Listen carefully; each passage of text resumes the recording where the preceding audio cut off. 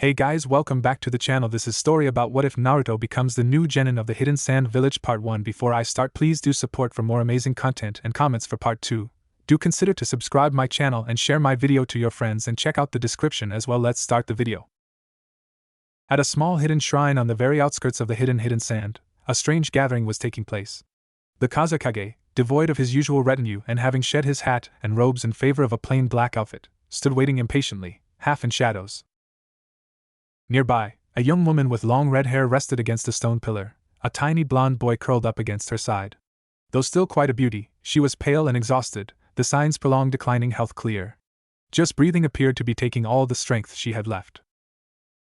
"What's taking that hag?" the Kazekage demanded. The woman chuckled weakly. "Yeah, if she doesn't hurry up, I might keel over before I can keep up my end of the bargain." The little boy's hands tightened, grasping at her clothing. "I don't want you to go, Mama," he whimpered. "Mama's sorry for making such a bad joke." "I don't want to go either, Naruto-chan," she murmured, stroking his hair. "But it's almost my time. At the very least, I'll make sure you have a place in this world," she thought, glancing at the Kazekage. A dry, cackling laugh echoed through the darkened chamber. An old woman hobbled into the circle of light cast by their lanterns. Now, talk like that is for us old people," she chided. Suddenly growing serious, she peered at the young woman with intelligent, beady eyes. "Though you do look like you've got one foot in the grave, girlie." "It's an honor to meet you, Chiyo-sama," the young woman said, her lips twitching. "I am Kushina Uzumaki." "Uzumaki? It's been a long time since I heard my husband's old name," Chiyo mused. Turning to the Kazekage, she demanded shrewdly, "So this is why you dragged me out of my retirement so rudely? Her Fuinjutsu?" "That's right," the Kazekage said flatly. "This woman is here to make a deal. She will assist you in strengthening the Jinchuriki seal in exchange for her son's citizenship." "Oh? What about your precious hidden leaf? I recognize you, Chiyo said. Kushina looked away, her expression pained. "I couldn't stay there anymore," she said quietly. "I had hoped to find a place for us, perhaps find some of my lost clan, but—" A heavy silence settled over the group, until it was broken by two sets of footsteps. A young man and a red-haired boy stepped into the shrine, the latter clinging to the former. "Gaara Yashimaru," the Kazekage called out coldly, "we've been waiting." "My sincerest apologies, Kazekage-sama, Chiyo-sama," said the man, Yashimaru, bowing deeply. Father Gaara mumbled, hiding further behind Yashimaru. "Well, let's get to it before one of us really does kick the bucket," Chiyo grumbled, hobbling into the ritual circle drawn in the middle of the chamber. When Kushina tried to stand, she stumbled, only held up by Yashimaru, who caught her arm. She gave him a wan smile before mustering her strength and turning to look down at Gaara. "Hello, Gaara," she said gently. "I'm Kushina." Gaara smiled shyly up at her. "Now, Chiyo-sama and I need your help with a very special ritual," she continued. "Can you go to the center of the circle and take your shirt off?" "Okay," Gaara whispered and scrambled up to Chiyo, who seemed to regard him a little less coldly than the rest. Kushina stumbled after him, supported heavily by Yashimaru, as the Kazekage watched expressionlessly and Naruto hid behind a pillar.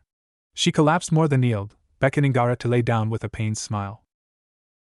Placing a faintly trembling hand over his eyes, she said softly, "Now, just relax. Good boy." Slowly, black markings appeared on his chest and stomach, thick curling lines almost like vines. Kushina breathed out heavily. "What a mess," she muttered, before catching herself and glancing up at Chiyo. No offense." "It's been a long time since my husband taught me his clan's Fuinjutsu," Chiyo said almost wistfully. "And since I watched him seal Shikaku in its second host." "I'm not sure how much I can do," Kushina admitted. "Well, at least maybe I can let him actually get some sleep." "For your child's sake, I hope you show some results," the Kazekage said coldly as he watched over the proceedings. "I believe, after this, it will be time for a test." His eyes met Yashimaru's, some secret message passing between them. Mito-sama told me something," Kushina said, her eyes narrowing at the implied threat. "The vessel must first be filled with love. That matters more than any seal." The Kazekage snorted quietly, gesturing to the Yashimaru, who brought forth a set of supplies. Shaking her head, Kushina turned to her task. "Mom, I finally did it. I'm a shinobi. I have a headband and an ID number, and everything. But somehow, it's not like I imagined."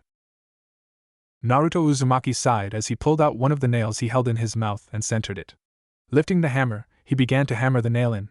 The task was almost painfully mundane and boring even if he was doing it while using chakra to cling to the side of a building 3 stories up. As a genin, he had been hired for a quintessential D-rank mission, to help a business put up a new sign, after the old one had been torn down in the latest sandstorm. Since graduating, Naruto had done more such missions than he cared to remember when he was doing missions at all. Naruto sighed again, now down to the last of his prepared nails. There was no denying that the hidden sand was in bad shape. There was nowhere near enough missions to go around, despite the village cutting back heavily in their training programs. Most of the kids Naruto had been trained with had been dismissed long before they graduated, but even so, as a new genin, he still hadn't been able to go on a single C rank. Maybe he should have been more grateful to even have D ranks to do, as a steady if paltry source of income, but the sheer monotony was grinding on Naruto's last nerve. Finished with his task, he gave the newly mounted sign a testing shake and, satisfied with its sturdiness, released the flow of chakra to his feet. As Naruto landed neatly in the mostly empty street 3 stories below, the elderly shop owner stared up at the sign critically. "It'll do," he allowed finally, with a disdainful sniff. "Well, don't dilly-dally, boy, come along. The sooner I can report the mission finished, the sooner I can get back to my shop." Naruto waited until the man's back was turned to stick out his tongue. "That's it. No more D ranks. No matter what it takes, I'm getting a better mission." Once the old shopkeeper signed the mission complete form and submitted the payment, Naruto was free to receive his cut. The chunin behind the mission desk looked up in surprise as he realized that Naruto was still there and seemed to have no intention of leaving. "Please give me a C rank mission," Naruto exclaimed without preamble, slamming his hands onto the desk. "Che," the chunin scowled and turned away. Over his shoulder, he called back irritably, "We don't have any for you. Get lost, kid." "Any mission is okay. Anything at all," Naruto insisted, leaning in until he was practically lying flat across the desk surface. "Please, just no more D ranks. I need to do something, anything else." "I already said we don't have anything," the chunin snapped. "All the missions are already assigned, to shinobi far more deserving than you, you brat. The entire village is facing hard times, you know. Don't think you're going to get special treatment just because Kazekage-sama ordered to take you in." Naruto scowled, hearing the same thing that was always whispered behind his back. Outsiders were rare and naturally distrusted in a hidden village, and the fact that the Kazekage himself had ordered Naruto to be accepted into the village and into the shinobi training program had always caused a great deal of suspicion and resentment from those that felt the resources spent on him would have been better used for a native child of the village. All that talk of favoritism wasn't even true. Naruto could only vaguely remember seeing the leader of their village that one time, while his mom was still alive, and never again after that. Whatever deal Kushina had made with the Kazekage, the man had felt his duty fulfilled and put Naruto out of his mind afterwards. It was infuriating to always have that talk follow him, but Naruto refused to rise to the bait. "I don't need to get paid or anything," he insisted through gritted teeth. "I just want to get some experience in the field. Like shadowing on the job, you know? Any mission is fine, just please let me tag along." The chunin behind the desk seemed to be reaching the limit of his patience, if the twitching of his face was any indication. "Listen here," he hissed, "either you get out of here now, or I'm going to file you a suspension, you hear me, you little..." Before he could finish his threat, his partner laid a calming hand on his shoulder. "It's all right," the other chunin said. "If he wants a C rank, I think I have just a mission for him. A team led by Jonin Baki will be departing from the western gate tomorrow at dawn. I'm sure they'll be happy to have you tag along." His smile was very suspicious, and not just because very few people smiled in the hidden sand. The startled look the first chunin shot his partner did nothing to make Naruto feel less like he was being set up, especially when that look slowly morphed into startled understanding, a flash of fear and a great deal of uncertainty. However, Naruto refused to be put off. This was his one chance to actually advance on his goal of becoming a great ninja, and he couldn't let it pass him by just because it might be a setup.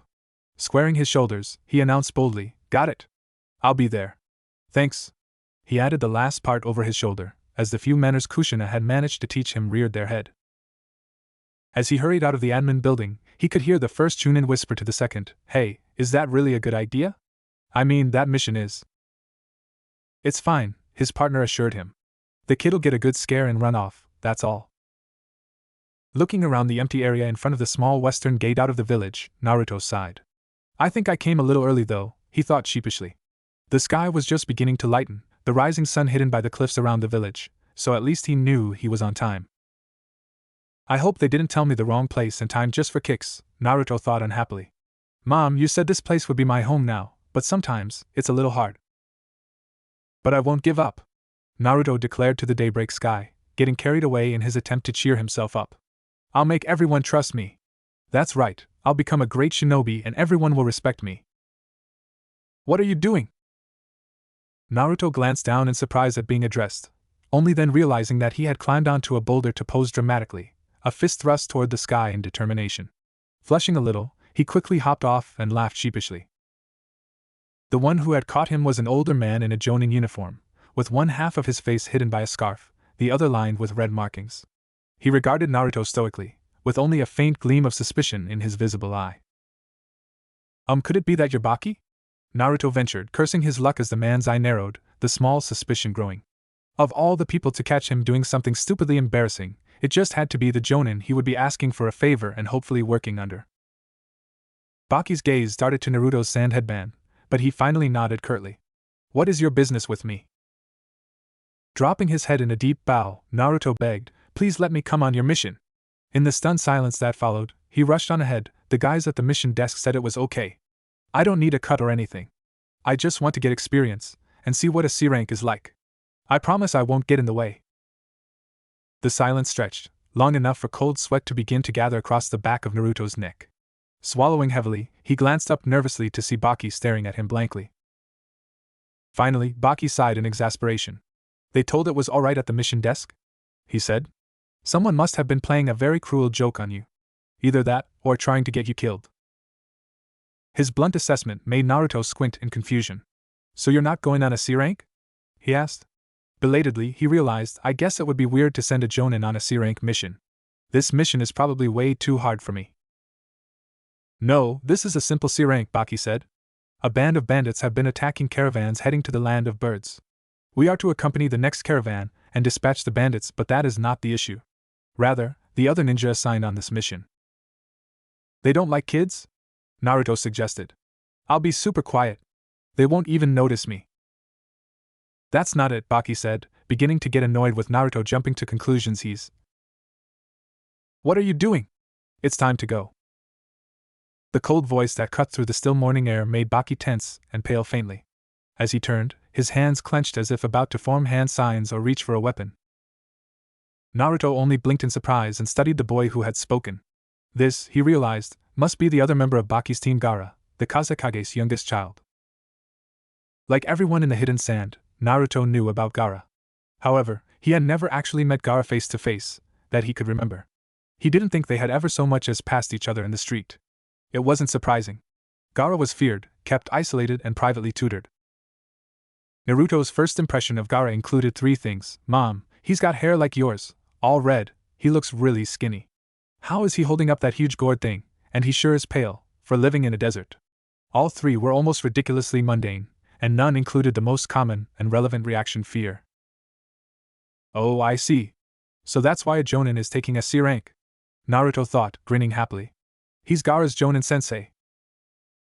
Hi. He waved, smiling. I'm Naruto. Is it okay if I come along on your mission? I get that it's your mission, and I don't want to steal your thunder or anything. It's just, I don't have a Jonin sensei myself, and I'm sick of all the D rank stuff. So I asked at the mission desk, and they told me to tag along with you guys. Shut up, Gaara said flatly, interrupting Naruto's monologue. Although Naruto fell obediently silent, he still didn't seem perturbed. But then, people telling him to pipe down was normal. Most of them sounded much angrier, and some even threw things at him. After a moment of silence, Naruto prompted, So is it okay? Gaara looked at him expressionlessly and said, If you get in my way, I'll kill you. Letting his flat gaze sweep over his team, Gaara unceremoniously turned around and made his way toward the gate out of the village. Baki turned to study Naruto with a thin-lipped frown. I don't know how aware you are of Gaara's reputation and abilities, he began, but Gaara is highly volatile and very skilled. He is able to control sand at will and does not hesitate to kill, even among allies. If you are still insistent on coming, if you're stupid or insane enough to volunteer on a mission with him, try to avoid actions that may rile him up. Naruto nodded absently. He had heard all this before, from people whispering to each other in the streets. Kills at will? This is starting to sound a little tougher than I expected, but I won't give up, just like you taught me, Mom. Don't worry about me. I won't waste my big chance. Okay, Naruto said brightly, saluting. By the way, I'm Naruto, rank, Genin. Baki was eyeing him oddly again. Naruto, the instructor said seriously, and Naruto felt a happy thrill at being addressed by name, and by a jonin no less. This is your last chance to back out. If you change your mind out there, you will have to make your way back to the village alone. No way, Naruto declared easily. I don't back down, ever. Baki shook his head, but let it go. He privately thought the boy would either run screaming or die before long, both outcomes being rather unfortunate. Idiot or not, he was trained as Sannin. It would be a waste for him to do so quickly. They rendezvoused with the caravan at an oasis that served as a popular layover for traders and travelers. Naruto looked around excitedly, peering at the many tents set up amongst the palms and shrubs. Catching a glimpse of shimmering water, he almost stumbled into Baki's broad back in his distraction. Naruto laughed sheepishly. Sorry. I just love seeing new places. There are so many interesting things and people here, he said brightly, his attention momentarily distracted as a young woman in a strange robe and a veil walked past. Tearing his eyes away, he turned to Gaara and asked, What about you? You must have already been on lots of mission out of the village. Gaara glanced at him without any interest or expression. No, he said flatly. We should get souvenirs, Naruto decided, forcing the conversation onward despite Gaara's clear disinterest. What would be good? A scroll? A bracelet? Pointless, Gaara cut in, his voice terribly flat. I have no need for such a thing. Naruto laughed, putting his hands behind his head. His smile had become a little strained. I guess I'm same, he thought. I don't really have anyone to give them to. Their conversation, if it could be called that, petered out. Fortunately, Baki returned shortly. After a quick exchange with a rotund man with an impressive mustache and a red turban, their client, he made his way back to the Genin. His serious, professional expression made Naruto pull himself up straighter. We'll be setting out shortly, Baki announced. His eyes lingered a moment Gaara, as if to make sure he was not yet covered in someone's blood, before he gestured sharply to Naruto. Leading him aside, Baki said quietly, Stay on the defensive. Focus on protecting the traders and their merchandise. He looked back over his shoulder at their last teammate's unmoving figure. Gaara will take care of anyone who attacks, but he will not spare concern for the clients. Hesitating for a moment, Baki added, If he begins to go out of control, run. What about the clients? Naruto asked. The village put a great deal of effort into training you, Baki replied with a frown. Don't waste that. Nodding slowly, Naruto asked instead, What about Gaara? The look Baki gave him was something between surprise and pity. Gaara does not need anyone's concern. If something is capable of harming him, you will need all your concern for yourself. The raid they had been expecting came as the caravan entered a lifeless stone ravine. Sensing the attack before either of the Genin, Baki yelled for everyone to get down, and Naruto dropped like he had been trained, pulling the nearest trader down with him. Arrows rained down on the caravan, tearing into the wagons. The bandits appeared a moment later over the edges of the ravine, their shapes dark against the pale sky. There were a lot of them, Naruto noted. Shaking himself mentally, he focused on his mission protecting the people and their stuff. Dragging the nearest trader by the scruff, Naruto shoved him under a wagon and ran forward to the pack animal. It was already near panicking and Naruto quickly cut the restraints, figuring it would be better to track the animal later than to have an out-of-control cart now. He had been at the end of the caravan. Now, he worked his way forward, cutting all the pack animals loose and doing his best to maneuver the civilians into somewhat safer positions. Luckily, the bandits had much bigger problems than hunting down the traders. The screams had already started. Naruto thought it best not to look too closely at what Gaara was doing. Out of the corner of his eye, he caught sight of wildly flailing sand, bodies being easily tossed aside, and blood that was enough. It was enough for many of the bandits as well. Leaving their comrades to distract the sand and its wielder, a small band ran for the first wagon, intent on using it to escape with at least some spoils. Hey! Stop right there! Naruto yelled, noticing their escape attempt. The bandits barely spared a glance over their shoulders, before turning away and continuing to run. Naruto thought he saw a sneer on their faces, but that might have been his imagination. Don't ignore me! He yelled, scowling furiously. Clapping his hands together, he called out, Futon, Repusho! A violent gust of wind tore ahead of him, cracking several boards on the wagons between him and the bandits, and sending an unlucky trader to the ground. Unlike most wind-style techniques, Gale Palm had no cutting edge. Naruto liked it mostly because it didn't require hand signs. It was intended to add force to projectiles. He hadn't thrown anything, but Naruto watched with immense satisfaction as several stray rocks of various size were dragged along by the gale and slammed into his opponents. The bandits stumbled and finally turned to look at their attacker, making Naruto grin victoriously. Following up, he had whipped out several shuriken out and sent them flying, hitting 2 of the bandits. In a moment of confusion, several others charged at him, perhaps thinking to take care of him quickly and believing their chances would be good against a mere child, while others continued on ahead. For a few chaotic moments, Naruto found himself brawling with those that had remained behind before he managed to make short work of them, since a few lousy bandits were no match even for a genin. As the men dropped to the ground unconscious, Naruto flipped away and continued his pursuit of the rest. However, at the head of the caravan, he found himself suddenly brought up short. The last bandits had wisened up and taken a traitor hostage. "You bastard! Let him go!" Naruto yelled, trying to stall for time. He glanced uncertainly between the terrified traitor and the bandit. He didn't know what to do. He didn't have time to think. He was afraid someone was about to be killed, him or the traitor. This, Naruto realized distantly, was what a real mission was like. His life was on the line, and failure would mean a whole lot more than a scolding and a cut paycheck.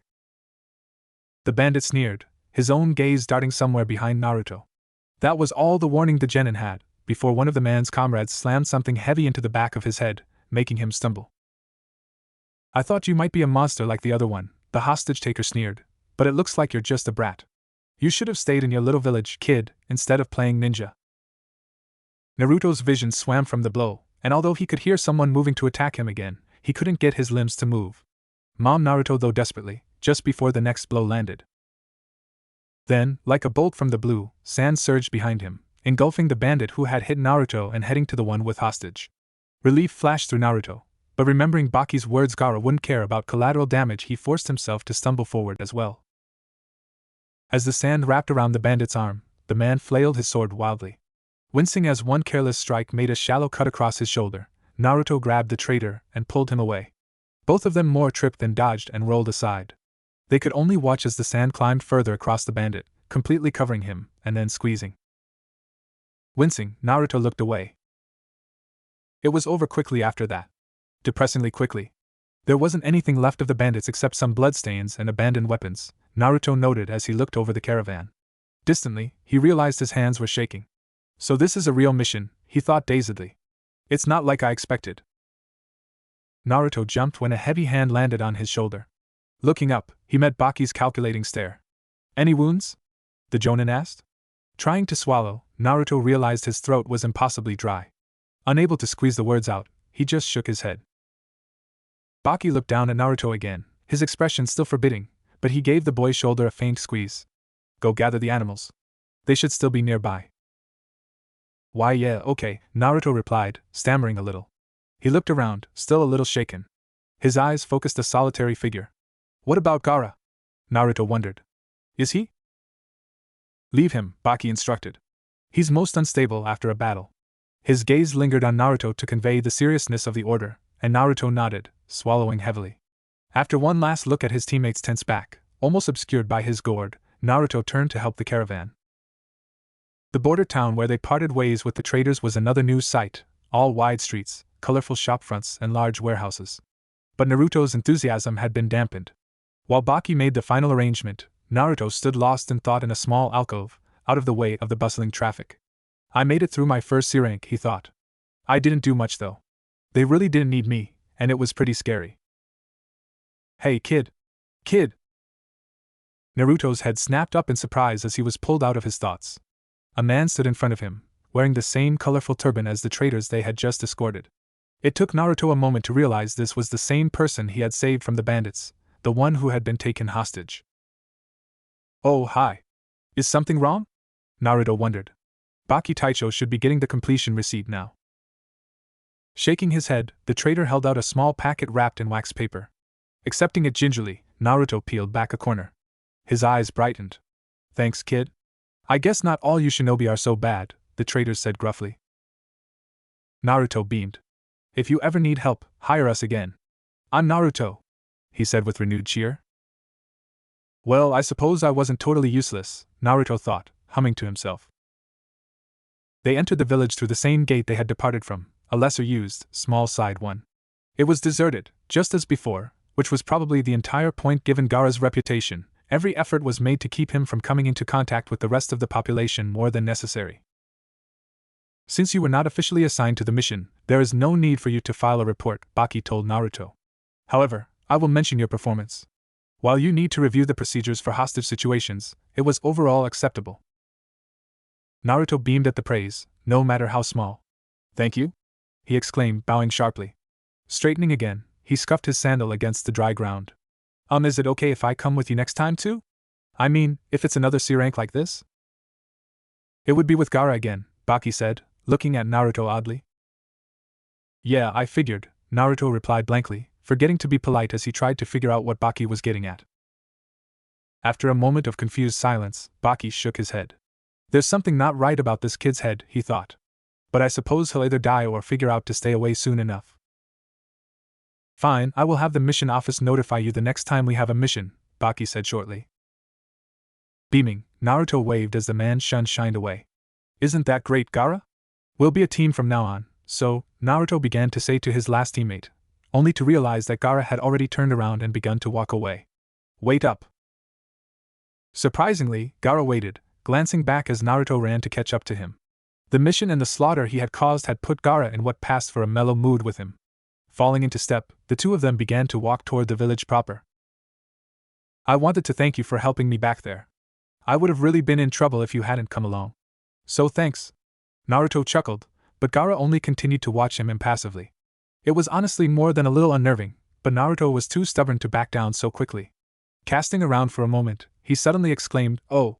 I remember." Reaching into his pouch, he pulled out the packet he'd been given. One of the clients gave me this as thanks. Want some? He proffered the open packet to Gaara, taking one of the Daifuku sweet paste-filled rice cakes for himself.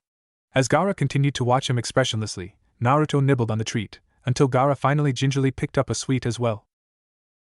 Naruto was starting on his second one by the time Gaara took a small bite. At first, the redhead's expression remained stoic, but slowly, minutely, it began to shift into disgust. What's wrong? Naruto asked. Bad flavor? For a few moments, Gaara was silent, but Naruto was beginning to get used to the pauses and steeled his patience. Red bean paste, Gaara finally said quietly and without inflection. Still, he somehow managed to make his disgust absolutely clear. Naruto scratched his head. You don't like bean paste? Sorry about that. Guess Dango is out too then. What kind of food do you like? Eyeing the sweet still in his hand oddly, Gaara finally said, salted tongue and gizzard. You know, I don't think I've ever had any of that, Naruto said thoughtfully, finishing off his Daifuku. How about we get some next time? Next time, Gaara repeated. It wasn't quite a question. Naruto nodded absently. Yeah, after the next mission. Baki Taicho said it was okay for me to come again. Realizing that Gaara was still staring at him blankly, Naruto added, a little uncertainly, you unless you don't want me to? I guess if you hate being on a team with me. Finally, Gaara looked away. I don't hate it, he said. He seemed to think for a moment before nodding to himself. I'll kill you last. He disappeared in a swirl of sand. Well, thanks, Naruto said to the empty street. Shaking away his confusion, he laughed. I really have a team now. Actual teammates. And I'm going on real missions. Mom, just watch, I'm going to become a great shinobi. I swear. I see, the Kazekage said unreadably, as Baki concluded his report. Their team, if it could be called that, had gone on several more C-rank missions, mostly the same as the first. They were utterly unremarkable, even dull to a high-level jonin like Baki, except for one fact: somehow or other, the genin boy, Naruto, had managed to stick it through. He had neither been killed nor run away in fear of Gaara, a feat of either courage or stupidity that no one short of jonin had been able to claim until that point. In fact, Naruto had amazingly failed to incite Gaara's ire in all that time, despite spending the greatest amount of time in his proximity. With a bit of spying, Baki knew that the two of them even went out to eat together after each mission, a process in which some poor shopkeeper would be terrified out of their mind and forced to serve free food to the two, since no one was bold enough to actually charge Gaara. It made Naruto's continued well-being all the more mystifying. Have there been any other changes in Gaara's behavior? The Kazekage asked, turning to gaze thoughtfully across the panorama of the hidden sand, visible from the wide windows of his office. Baki considered his answer for a moment. Nothing concrete, he said finally. Then it could all be a fluke, the Kazekage noted with a frown. In that case, a test is in order. I will assign another member to your team for the next mission. We will see whether there is any value in that boy's involvement with Gaara. Arriving at the meeting place Baki had set, Naruto was surprised to find not only the Jonin and Gaara already there, but also a stranger, a boy a little older than him, dressed in all black, with intricate designs painted in indigo over his face. This is Kankuro, Baki said shortly. He has been assigned to our team for the next mission. Cool. Nice to meet you, Naruto said happily. I'm Naruto. My dream is to become a famous ninja and earn an S ranking in a bingo book. The older boy sneered and crossed his arms. Yeah, right, he bit out. An idiot like you won't even make it to Chunin. Naruto bristled, but before he could fight back, Gaara cut in. Shut up, he said simply, and that was enough. Kankuro paled visibly under his markings, though Naruto only huffed and turned toward their last teammate. He hadn't followed it up with a death threat, so Naruto assumed Gaara wasn't actually angry, just impatient. Taking the opportunity, Baki explained, our next mission is especially important. We have received a request from the land of birds to the north. We've been to the border before, Naruto pointed out, crossing his arms and tilting his head, to escort traders. What's so special about that? I mean, I heard it's a nice place, but how's it different from all our other missions? Baki nodded, his surprisingly deep patience tolerating what Kankuro called absolute stupidity under his breath. This mission is different because it comes from the land of birds' government itself, not from private citizens. Their previous daimyo passed away recently, and this is our opportunity to impress the new leader. If this mission goes well, the daimyo may send all his business to us in the future. While Naruto grinned excitedly, Kankuro frowned. If this mission is so delicate, why send Gaara? He wondered, glancing surreptitiously at the redhead. It's not like I, or even Baki, can do anything to control him. If he goes nuts and starts killing everyone in sight, it's not going to impress anyone. Kankuro paused and smirked. Unless that's what they're aiming for. A show of overwhelming force to inspire fear, huh? According to the mission request, Baki continued, an apparition has been terrorizing the population and spreading rumors. A what? Naruto asked, his eyes squinting in confusion. Baki sighed. A ghost. A ghost? Kankuro and Naruto demanded in unison. Shuddering in terror, Naruto lunged for the puppeteer and clung to him like a limpet. Cursing, Kankuro tried to pry him off while glaring at Baki. Are you kidding me? There's no such thing as ghosts. Well, in that case, we'll get paid for hunting down a conman, Baki pointed out blandly. Kankuro cursed again and twitched his fingers, chakra strings forming and running to the wrapped shape on his back. The long arm of a puppet slipped free and stabbed at Naruto, who wailed in horror. A ghost. Does ninjutsu even work against a ghost? He whimpered. Well, you'll find out, won't you? Kankuro pointed out nastily. Anyway, we've got something better than a ghost. We do? Naruto asked, his grip slackening surprise enough for Kankuro to kick him off. Yeah, the puppeteer sneered. Gaara. Naruto brightened. That's right. Turning to his other teammate, who had silently ignored the exchange, he whined, Gaara, you'll beat the ghosts, right? You'll protect us. Protect you? Gaara said slowly, as if the very idea was incomprehensible. Nodding vigorously, Naruto said, sure. You're way stronger than me, and you'll totally beat that ghost, so you'll protect us. Like you do from the bandits. Baki had looked at Naruto with the same blank, stupefied expression as Gaara and Kankuro, but he recovered the fastest, having become at least somewhat acclimated to Naruto's special way of looking at things. He sighed and said, in any case, we will be departing tomorrow at dawn, at the main gate. Gaara and Naruto seemed not to even hear him, instead engaging in yet another staring contest. Piercing stare seemed to be Gaara's way of communicating, while Naruto simply refused to back down. Protect, Gaara repeated, without enough intonation to make it a question. Naruto nodded, crossing his arms.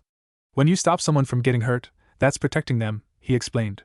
That's why people become strong, to protect what's important to them. Ignoring their exchange, Kankuro gave Baki his best glare and said quietly, so the reason they're sending Gaara is because they figure a demon beats a ghost, is that it? That's part of it, Baki admitted. Also, the pay is awful, so they don't want to send someone who could be needed elsewhere. Because of Gaara's situation, we don't take many missions as it is. If they're so cheap, why are we going at all? Kankuro grumbled. And why do I have to come? The look Baki gave him showed just what the Jonin thought of the Kazekage's son being so thoughtless. Even if the pay is bad, the potential to build our reputation still stands. With the Wind Daimyo no longer giving us enough business, we need to look abroad. He didn't answer the second question. It wouldn't do any good for Kankuro to know that he was being used as a guinea pig to see whether Gaara's self-control had improved. Shrugging one shoulder, Kankuro looked pensive. I thought things were getting better. I mean, the daimyo seemed really impressed this past Chunin exam, when both Temari got promoted. Kankuro himself had been unfortunately knocked out too early to make a good impression. Baki nodded, his voice lowering further as their discussion broached topics generally left silent. Yes, the daimyo was very impressed enough to take Temari as part of his personal guard. But that's only a very small step. We are still teetering on the edge of bankruptcy. We need this, and any other, job we can get. Kankuro's expression was deeply unhappy as he nodded and finally departed to prepare. Watching him go, Baki sighed. And we need to do everything we can to stabilize the village before the Kazekage becomes any more desperate enough to do something foolhardy. He glanced at Gaara, who was looking more and more dubious as Naruto continued to explain, now gesturing wildly and occasionally stopping to pose. If Gaara could become a reliable asset, it would be a great boost to the village's strength. Shikaku was their only Biju now, after the Seven Tails had been lost generations back, and they needed its power to stay even with the other great villages. Naruto, Baki called out, cutting in before Gaara could begin to lose his patience, I have something to discuss with you. Stay behind. Shooting Baki a look that was just short of a glare, Gaara accepted the dismissal and, with a single hand sign, disappeared in a swirl of sand. Naruto looked at their Jonin leader curiously. Now that you are officially joining the mission roster, Baki said, ignoring the way Naruto brightened and barely bit back an excited exclamation, there is something I want to teach you, a useful wind-style jutsu. Naruto was trembling with excitement at that point, though Baki's look kept him from yelling like he so clearly wanted to. Jutsu, jutsu, jutsu, Naruto chanted in his mind, rocking on the balls of his feet. This jutsu will be especially useful to you, Baki continued. It's a defensive technique called Sentijin. As the name suggests, this jutsu forms a whirlwind around you, which can knock away enemy projectiles or matter restricting your body, such as ropes or chain or sand. The whirlwind formation jutsu was originally developed in the artisan village, an old ally of the hidden sand, which had been located in the land of rivers and specialized in making weapons. However, they had since disappeared. The flashy kunoichi Baki had seen using the jutsu, Kajaku, had been fond of adding her own name to it as well, but he felt no need to encourage that kind of tackiness. She had also used 2 swords to form it, but Baki could replicate the process well enough without weapons. Now watch, he instructed Naruto. Bringing his hands together in a seal, he methodically molded chakra and circulated it through his body. The key is to expel the wind-natured chakra all at once from your entire body, in a single sharp burst. As Baki demonstrated, a vortex forming around him and raising a small tornado of dust before dying down, Naruto clapped admiringly. That's so cool! He exclaimed. Now it's my turn. Unlike Baki, Naruto made the sign with one hand and raised the other over his head dramatically. He molded chakra easily as well, though his vortex was more a sharp gust sideways. Naruto blinked in surprise as the jutsu failed to work correctly. You need to control and direct your chakra as you release it, Baki instructed, watching with his arms crossed. The twist will give the jutsu the additional momentum it needs to form a proper defensive barrier. Got it. Naruto sounded off energetically, already molding chakra to try again. This time, he managed to expel too much and ended up sending himself spinning from the momentum of his jutsu. Baki sighed and shook his head. Still, Naruto's grasp of wind element manipulation was good, and there was little doubt he would figure out the basics by the end of the day. That was the best Baki could hope for, and hopefully, it would be enough to keep him alive when things went downhill. He had chosen that specific jutsu for that single purpose, a last resort way for Naruto to protect himself from Gaara's sand, should his teammate turn on him in bloodlust. It wouldn't do more than buy Naruto a few seconds of head start by dispelling Gaara's sand, but even seconds could mean the difference between life and death. I'll get it down no matter what, Naruto insisted, the exercise only seeming to make him more excited. You just watch, Baki-sensei.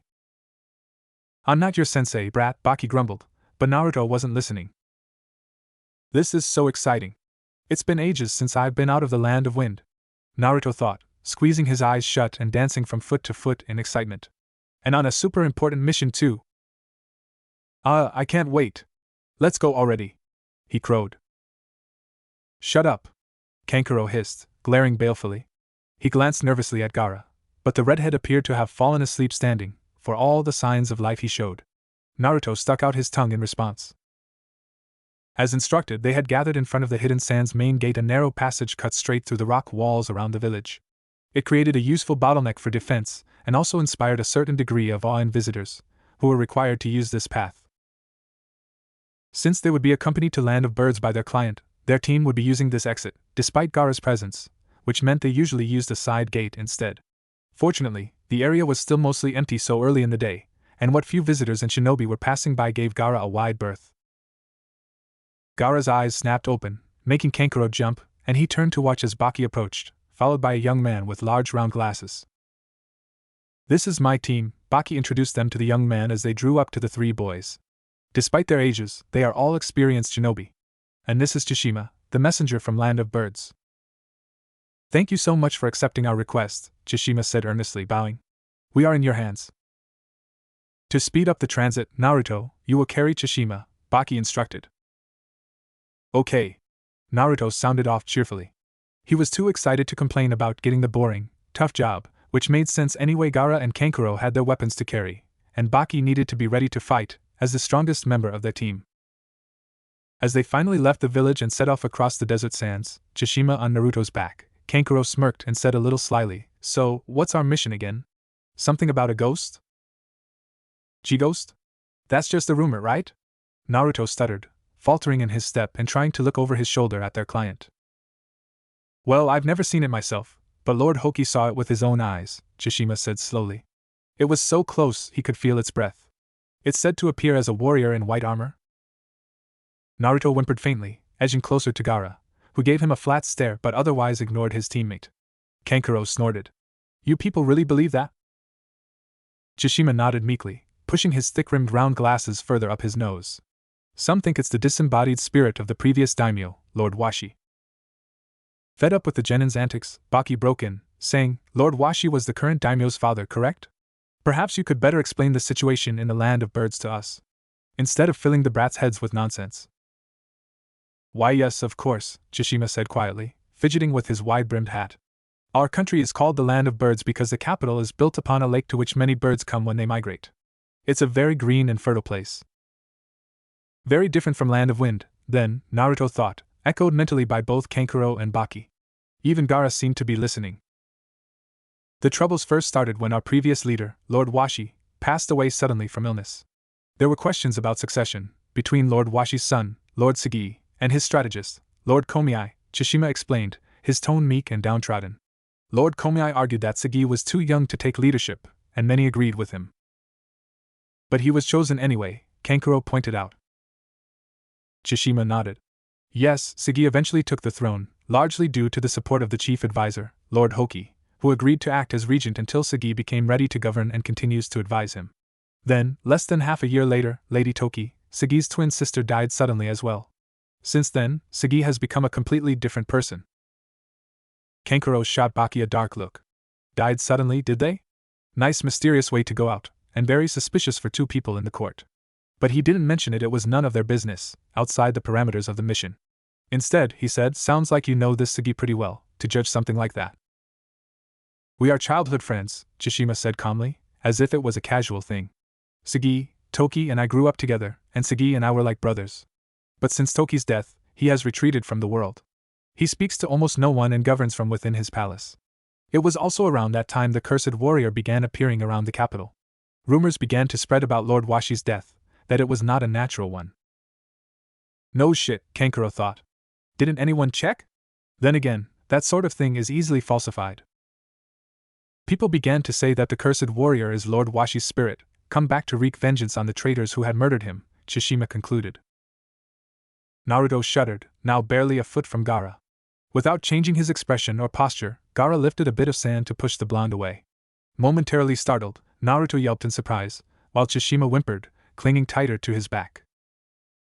Kankuro smirked at the younger boy, but his expression was mostly serious as he glanced up at Tsushima. "I don't believe it," he declared flatly. "Sounds like this chief advisor gained the most from the daimyo's death. Or maybe that strategist guy got pissed that he couldn't become daimyo because the chief advisor stepped in. Either way, there's so much politics going on, I'd bet on a nice, explainable human cause." Though he hated agreeing with Kankuro, Naruto nodded. "Yeah," he said, "I sure hope so." "Does this lord really live here?" Kankuro demanded, sneering. He looked around the plain, almost squalid room with contempt. Baki's glare made him fidget, but not enough to keep him quiet. He's supposed to be one of the most important people in the country. Are we really hoping to squeeze some money out of these people? He wondered. Tsushima smiled a little more freely now, having changed out of his traveling clothes into a court outfit, if a very plain one. Lord Hoki has no interest in material things. He lives frugally, he said with pride. I must apologize for receiving you like this, a deep voice said as the bird-etched screen door slid open. The man who entered had enough markings on his face to match Kankuro, with thick red lines over and under his eyes and lining his lips. His outfit dark, with mesh underneath, was more typical of a ninja than a court advisor.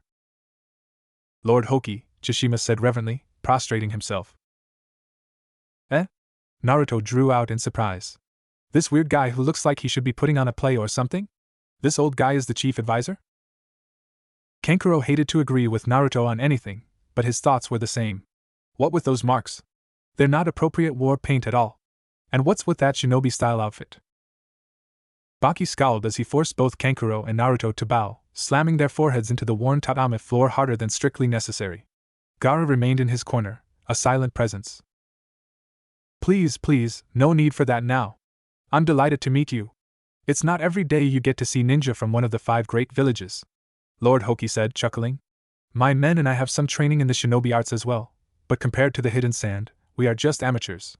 We had no home village until Lord Washi graciously took in our band, and we have been serving the land of birds ever since. So that's why he's the chief advisor, Baki thought, his visible eye narrowing a little. Even low-standard wandering ninja like them would be able to impress a small country's court. Especially since Land of Birds has only a weak military. That put an interesting twist to the internal politics, but Baki otherwise gave away nothing of his thoughts. Yes, we are the shinobi of the hidden sand.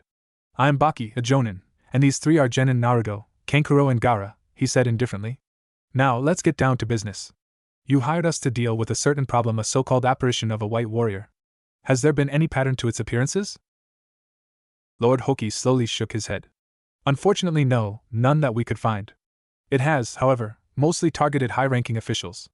I'm afraid my men and I have been unable to capture it or track it down. Then, we will wait for now and concentrate on protecting the 3 highest officials, you, Daimyo Sugi, and Lord Komiai. Kankuro will protect the Daimyo, Naruto will guard Lord Komiai, and I will stay with you so we can try to find some pattern to these attacks. Meanwhile, Gaara will patrol the capital. Baki added the last part as a second thought. Honestly, he just didn't trust Gaara not to kill whoever he was protecting. Naruto shuddered unhappily but didn't protest as the team divided for their tasks. Lord Komiai's mustache, a thick, handlebar affair that grew into his sideburns and rose to frame his growing bald patch, almost made Naruto laugh at first sight, but he bravely reined in the impulse. This is a serious mission. Baki Taicho is counting on me. Kankuro will laugh forever if I fail, he encouraged himself. It helped that Lord Komiai didn't make any disparaging remarks about his youth and appearance. So Lord Hoki has hired foreign shinobi, Komiai noted thoughtfully. I didn't expect that. Naruto cocked his head to the side, relaxing a little. Why? He said he and his men couldn't do anything about the G-ghosts, so isn't it natural to hire us?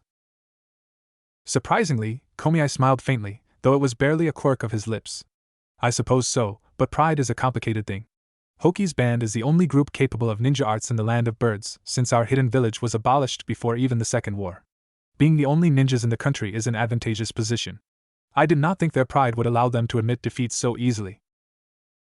Don't worry, we'll do a good job, Naruto assured him, settling onto the floor of Komiai's office and leaning against the wall. Yes, perhaps this is for the best, Komiai agreed, turning back to his paperwork. This is a delicate matter, and I do not trust them or their impartiality. Unlike our Lord Sugi, I have traveled and seen much of the world. I understand that those who abandon their homes are unlikely to show much loyalty to another, foreign place. Naruto frowned, his brows drawing together unhappily. Maybe they really want to have a place to call home, he defended. Maybe now that they have a place to be loyal to, they want to repay it. He had no idea what Hoki's ninjas were thinking, of course. But Naruto could look at it from his own perspective, as someone who was not born in the place he considered his home now. Komiai paused, glancing at Naruto thoughtfully. Perhaps, but it is unlikely with this group, he said flatly. They are nothing more than mercenaries, no matter how they style themselves. At Naruto's mulish expression, Lord Komiai shook his head. It would seem that this is a subject on which we will disagree. But you were not born in the land of wind, I take it. For a moment, Naruto froze in surprise. Everyone always says I'm too transparent, he thought with a grimace. Taking his silence as affirmative, Komiai nodded to himself. I may not be a ninja, but I have been the daimyo's strategist for many years. I can tell this is a personal subject to you. I am surprised that a ninja village so notoriously distrustful of outsiders would allow you to serve in their ranks. Shrugging irritably, Naruto admitted, it's by the Kazekage's grace. He made a deal with my mom, so I was taken in and trained as a sandnin. Mom told me that the hidden sand would be my home. Even if I've only lived there for 5 years, it's still my home, my one and only home. Komiai's stern face softened just a little. I see. Well, that's good then. I'm glad you have a place you belong. Huffing, Naruto let the subject go. The two fell silent, and soon the only sound in the office was the methodical shuffling of papers and quiet thumps of the advisor's seal. Hours passed, and darkness gathered outside. Despite his very clear orders, Naruto found himself nodding off a little until Lord Komiai finally rose and said he was ready to retire for the night. Agreeing sleepily, Naruto settled on the veranda outside the advisor's room. Huh! Naruto thought, starting a little and wiping a bit of drool. Oh no, I think I fell asleep. The guards at the gate were shouting, their voices high with fear. Naruto's eyes widened as a white figure in a red mask suddenly jumped over the outer walls of the compound and landed gracefully in the inner courtyard. Walking slowly toward him and toward Komiai, who had appeared behind the screen with his sword in hand, it lifted its halberd menacingly. You two are responsible, its deep voice rumbled. With an elegant motion, it shifted into a ready stance and attacked, but Naruto quickly jumped between them, using a kunai to block. There was real power in the blow, but it was nothing that a shinobi couldn't handle. For a moment, the two matched strength before the cursed warrior jumped away.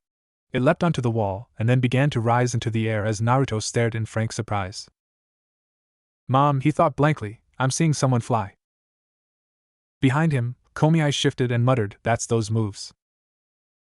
Naruto snapped back to attention. The ghost flying figure was already too far for any of his jutsu, which were designed for close or mid-range combat. They would disperse long before hitting the target. Instead, Naruto quickly let his kunai fly. Unfortunately, he wasn't able to predict the cursed warrior's flight path well, and his aim ended up off, the kunai flying past the ghostly figure.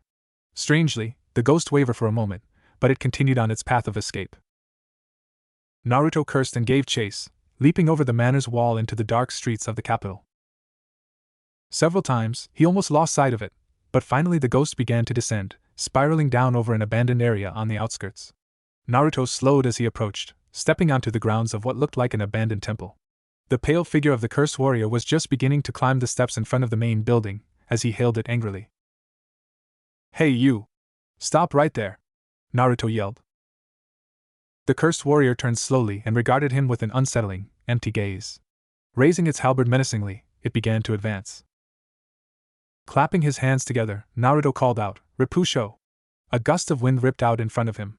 He knew from experience that it was enough to knock a bandit off his feet, but the cursed warrior only paused for a moment, digging in its heels, before resuming its advance. Erg! No way! Jutsus don't work after all? Naruto whimpered. Shuriken had no effect either, bouncing off the pale armor harmlessly. Scared and a little desperate, Naruto tried again, throwing another barrage of weapons and immediately clapping his hands together. The Gale Palm Jutsu increased the speed and force behind the projectiles. This time, their impact left gouges in the armor as they bounced off. Then, the last shuriken hit the ghostly warrior directly in its face mask, shattering it into pieces. The shards of the mask clattered to the ground, the cursed warrior actually staggering and hanging its head. For a moment, Naruto felt an instinctive flash of worry that was likely to be a serious wound, but no blood dripped down. Instead, smoke began to billow out from inside the armor. The cursed warrior moved jerkily, swinging its halberd in Naruto's direction. Naruto squeaked, stumbling back. Mom, it's me. I've met a real live ghost, he thought, somewhere between stunned and frantic. Maybe that means I'm gonna meet you again anytime now.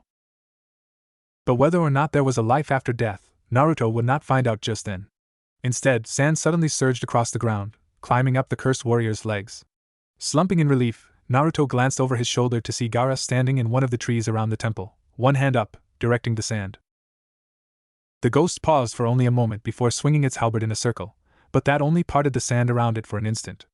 Unlike the many bandits Naruto had seen caught in the same situations, the cursed warrior gave no sign of panic. He supposed a ghost wouldn't be afraid of being killed. Instead, it stamped its halberd into the ground, and a bright light burst forth, blinding Naruto. There was a clutter in front of him, and when the spots cleared from his eyes, all that remained of the cursed warrior was empty armor, strewn across the ground in front of the temple. The sand receded and, as Gaara jumped to the ground, returned to his gourd. He looked around with a frown, but it seemed even he had no idea what had happened to their target. Thanks a lot, Gaara, Naruto said with a sigh of great relief. I thought I was really gonna die. I can't believe we met a real ghost. This mission just got a whole lot more complicated. Baki nodded thoughtfully as Naruto finished his report the next morning. Yes, that seems to fit what I learned as well, he said slowly. Hoki and men were a mercenary band of rogue Genin who came to the land of birds a few years ago. Lord Washi was so impressed with their skills, some primitive taijutsu, genjutsu, and a great deal of sleight of hand that he installed them as part of his government. Lord Hoki became the chief advisor, equal to Lord Komiai in power. Kankuro snorted. So Komiai probably hates Hoki something fierce. Think he's the one doing it? The whole attack last night might have been an attempt to throw us off. I can't say yet, Baki admitted. There is also the timing of the deaths to consider. Lord Washi fell ill very suddenly, about 2 years after Lord Hoki came to the land of birds. Both Hoki and Komiai have motive here. More puzzling is the death of Sagi's sister. She wasn't even being considered for the position of daimyo, and seemed to have almost no political power. I haven't been able to find out the cause of death based on just the witness accounts. Without prompting, Kankuro nodded. I'll try to ask around the daimyo. Baki nodded. Do so. Naruto, you remain at your post with Lord Komiai. The blonde whimpered pathetically and edged closer to Gaara, who crossed his arms and stoically ignored everything around him. Frowning, Baki barked, You're a shinobi of hidden sand. So what? Ninjutsu isn't going to save me from a ghost. Naruto shot back. Naruto, Baki drew out in a tone of great suffering. Just ghosts don't come out in daylight, so you'll be fine. Are you sure? Naruto wondered, squinting at him dubiously. Kankuro snorted. If you're so scared, take Gaara with you. Watching as Naruto turned to the redhead and begged him to stay close, Baki sighed and shook his head. I would rather he didn't, but I guess it can't be helped. I just hope we can wrap this up quickly before it begins to awaken. The daimyo Sagi was beautiful, with dark hair framing his round, delicate face as far as Kankuro could tell through the screen that separated them. He was also a complete, stuck-up prick, in Kankuro's opinion. Kneeling in front of a distant shadowy figure, Kankuro was uncomfortably reminded of his audiences with the Kazekage. Speak your piece quickly, shinobi, the young lord declared coldly. Arrogant bastard, Kankuro thought with knee-jerk hatred. Yes, my lord, he said instead, after years of diplomacy lessons.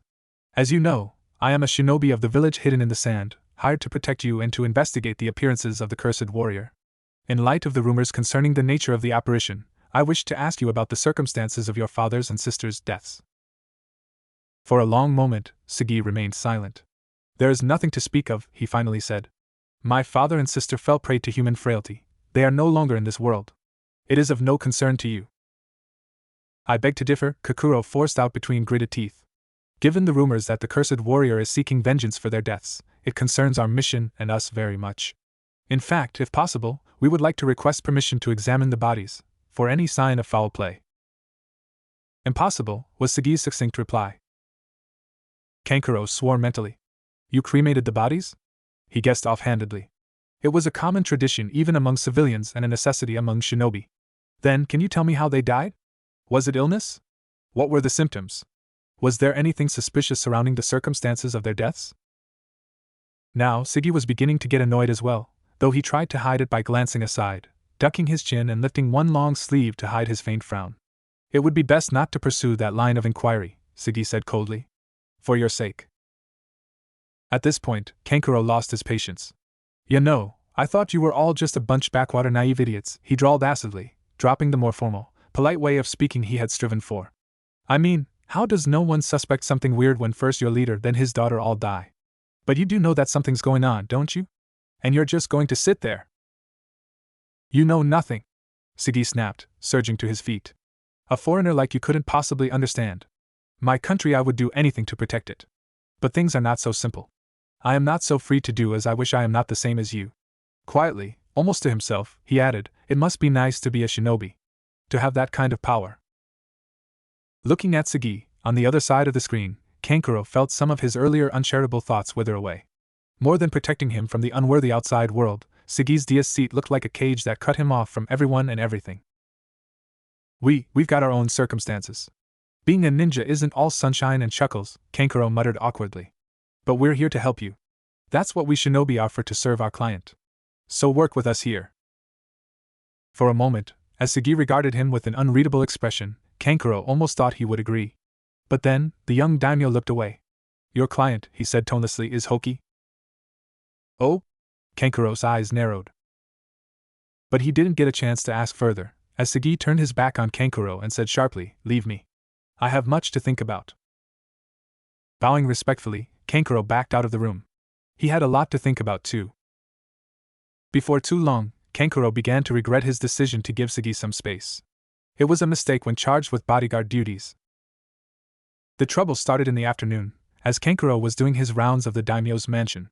The guards were oddly skittish and the daimyo was nowhere to be found. No matter how much Kankuro pressed, no one would tell him where the young lord had gone. Where is he? Kankuro hissed to himself, stalking through the halls. In his agitation, he almost ran into someone as he rounded a corner, barely managing to hop back in time. Narrowing his eyes, Kankuro studied the other visitor to the mansion, the messenger who had come to Hidden Sand, Tsushima. The mousy man adjusted his large glasses and bowed to Kankuro. Hey, you said you're friends with the daimyo, didn't you? Kankuro demanded. He's run off somewhere, so you're going to help me find him. Why yes? Tsushima stammered. The place that Tsushima dragged him to was not in the least to Kankuro's taste. A Sannin born and bred, Kankuro still had trouble adjusting to water in any quantity just sitting around. The large, placid lake they crouched next to was almost entirely incomprehensible. At least the wimp was right. There's the royal carriage over there, Kankuro thought sourly. Still, something about this just doesn't feel right. Does your lord come here often? He asked distractedly. Tsushima fidgeted nervously. Well, yes. We played here together as children, so Lord Sugi often returns here to draw strength from the memory of his sister. So then it would be easy for anyone plan an ambush here, Kankuro thought. And he brought only a few guards too. Kankuro's eyes narrowed as he stared at the guards thoughtfully. They were dressed in the uniforms of the court warrior archers, but the way they moved was off. It took Kankuro a shocked moment to realize what he was seeing when one of the guards drew his short sword, with no threat in sight, and turned to the carriage. The next moment, Kankuro had jumped out the reeds, already launching a hail of shuriken at the guards. They dodged with worrying skill as the oxen in the carriage lowed and balked. The cart began to tilt, and Lord Sugi jumped out, landing neatly despite his elaborate robes. One of the guards lunged at him, sword held high, but Sugi dodged and knocked the man aside with a quick strike as Kankuro reached the battle and slammed a kunai into another guard. Despite their earlier disagreement, the two young men moved to stand back to back, eyeing the rest of the guards. Their odds were reasonably good, Kankuro thought, or at least, the odds for his own survival were good. Honestly, he wasn't all that good as a bodyguard. That was Tamari's area. But they needn't have worried. A moment later, a squad of what Kankuro guessed had to be Hoki's ninjas descended on the remaining traitors, dispatching them efficiently. Very efficiently, Kankuro thought. Didn't want any prisoners, did they? The leader of the shinobi, an awfully effeminate man with teal hair, kneeled in front of Sugi respectfully. Please forgive our lapse, Lord Sugi. We have taken care of the traitors in your employ. From now on, we will take over your protection. Here, he shot a narrow-eyed look at Kankuro. Raising his eyebrows, Kankuro stepped away as Hoki's shinobi swarmed Sugi. The daimyo's expression shifted for a moment, but Kankuro couldn't quite identify the emotion. A moment later, he was returned to his carriage, which had been righted again, and led away. Once they had disappeared from view, Kankuro eyed the corpses thoughtfully. This is Tsushima muttered, making Kankuro look at him in surprise. He had forgotten about the man, but his troubled expression was intriguing. You know something? Kankuro asked. Tsushima frowned. These men, I know most of Lord Sugi's personal guards. They have been with him since childhood. But these men, they are unfamiliar to me. That so? Kankuro mumbled, but his mind was already cataloging the information. Not part of the usual guard. They could have been hired later, but it would be odd to trust the daimyo's safety to strangers. He frowned. And better yet, they moved as if they had some shinobi training, pathetically basic though it might have been. The plot's getting thicker. Flipping down their cards, they found a 10 of hearts and a jack of spades looking up at them. As Naruto collected the two cards and added them to the bottom of his hand, Gaara asked, What is the point of this activity? Squinting, Naruto frowned in thought. It's a game. I don't think it has a point except to have fun and to pass the time. He smiled the boy across from him. Mom used to play cards with me all the time when we were traveling together. As they flipped over the next pair of cards, which Gaara took, Naruto laughed a little sheepishly. She taught me other games too, but they were a bit more complicated, so I can't remember the rules now. Maybe if I think about it for a bit, they'll come back to me. This is fun?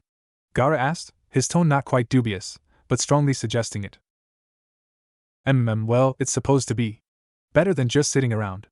It's a good way to relax too, Naruto explained. Smiling, he added, I'm having fun playing with you. Actually, playing against you is better than playing against Mom. She always lost really badly. But we're pretty much evenly matched. Gaara didn't reply, instead flipping over the next card. For a while, only the repetitive shuffle of cards and Naruto's noises of triumph or defeat broke the silence of the evening. Abruptly, Gaara froze, a card held in the air as he stared over Naruto's shoulder.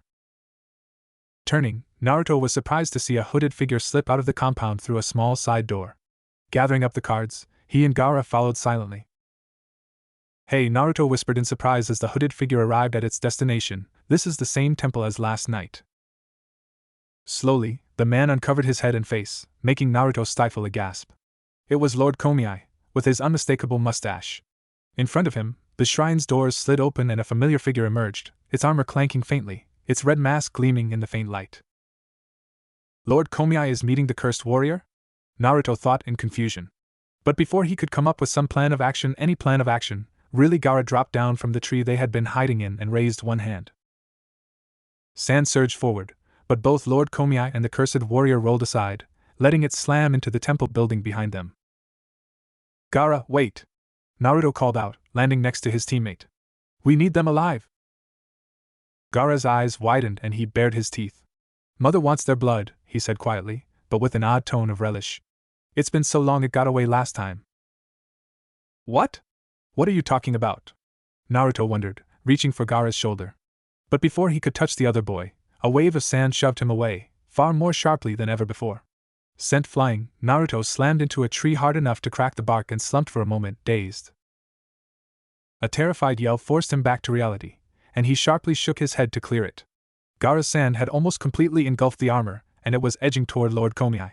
Jumping to his feet, Naruto ran to the man, determined to protect at least someone. Gaara! He called out again, over the screams of whoever had worn the armor. A moment later, there was a sickening crunch and the screams cut off. Instead, the sand turned to the next target, Lord Komiai.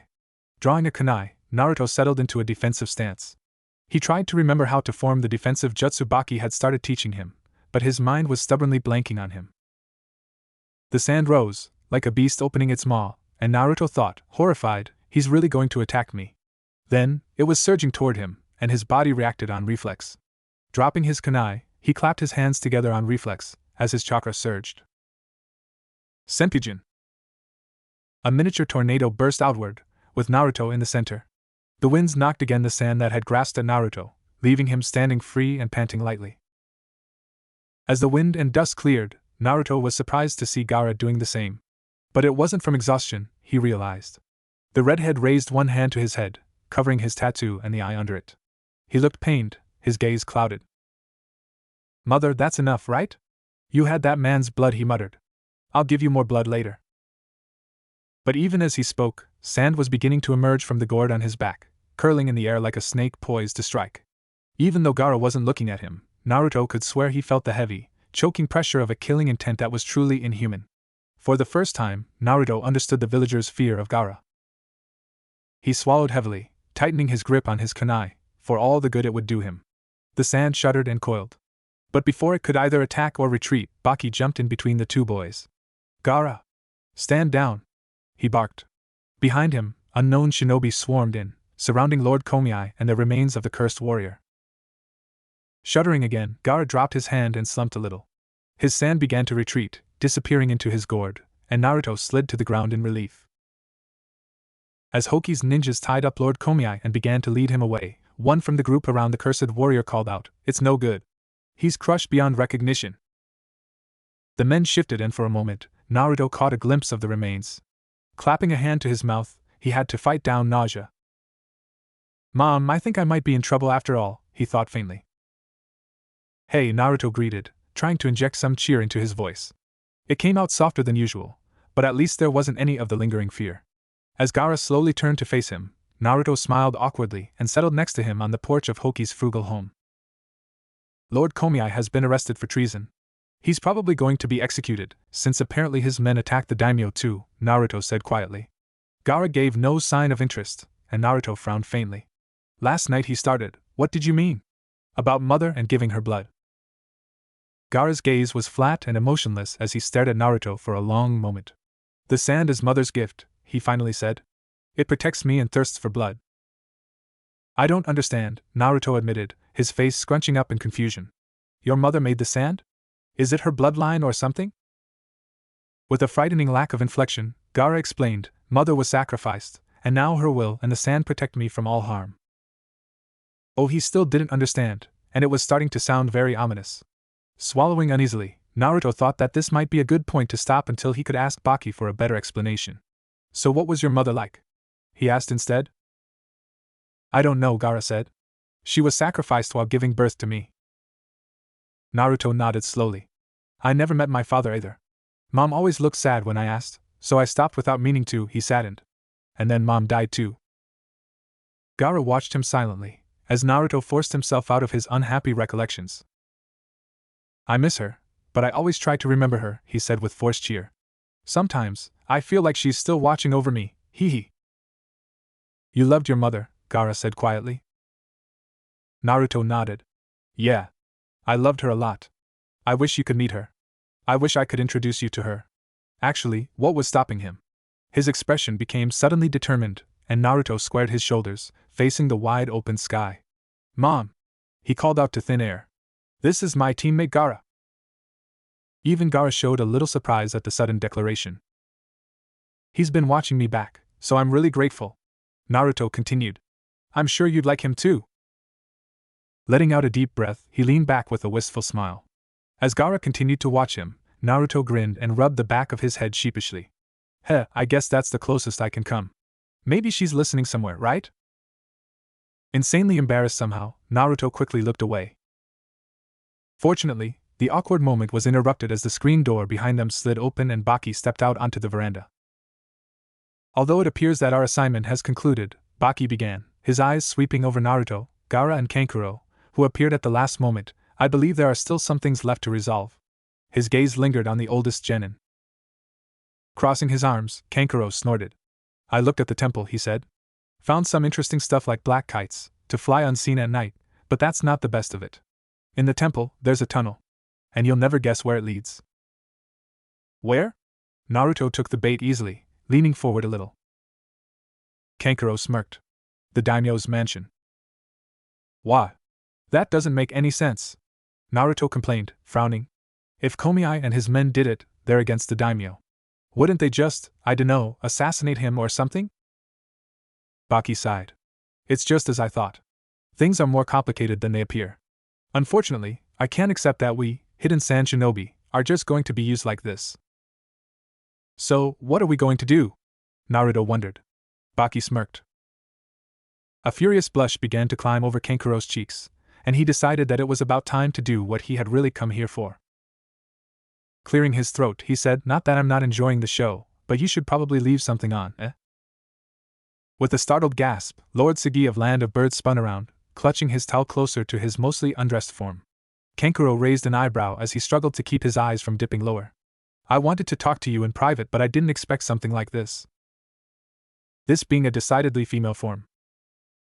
Holding up both hands to show they were empty, not that it meant much to a puppeteer, Kankuro said, "Now, calm down and don't scream. I just wanted to talk to a bit, about you and Hoki and the cursed warrior." Sagi eyed him distrustfully, slipping into her outer robe quickly. "You're not stupid, I think," Kankuro said slowly, politely looking away until Sagi was dressed again. "You have to realize what Hoki's doing.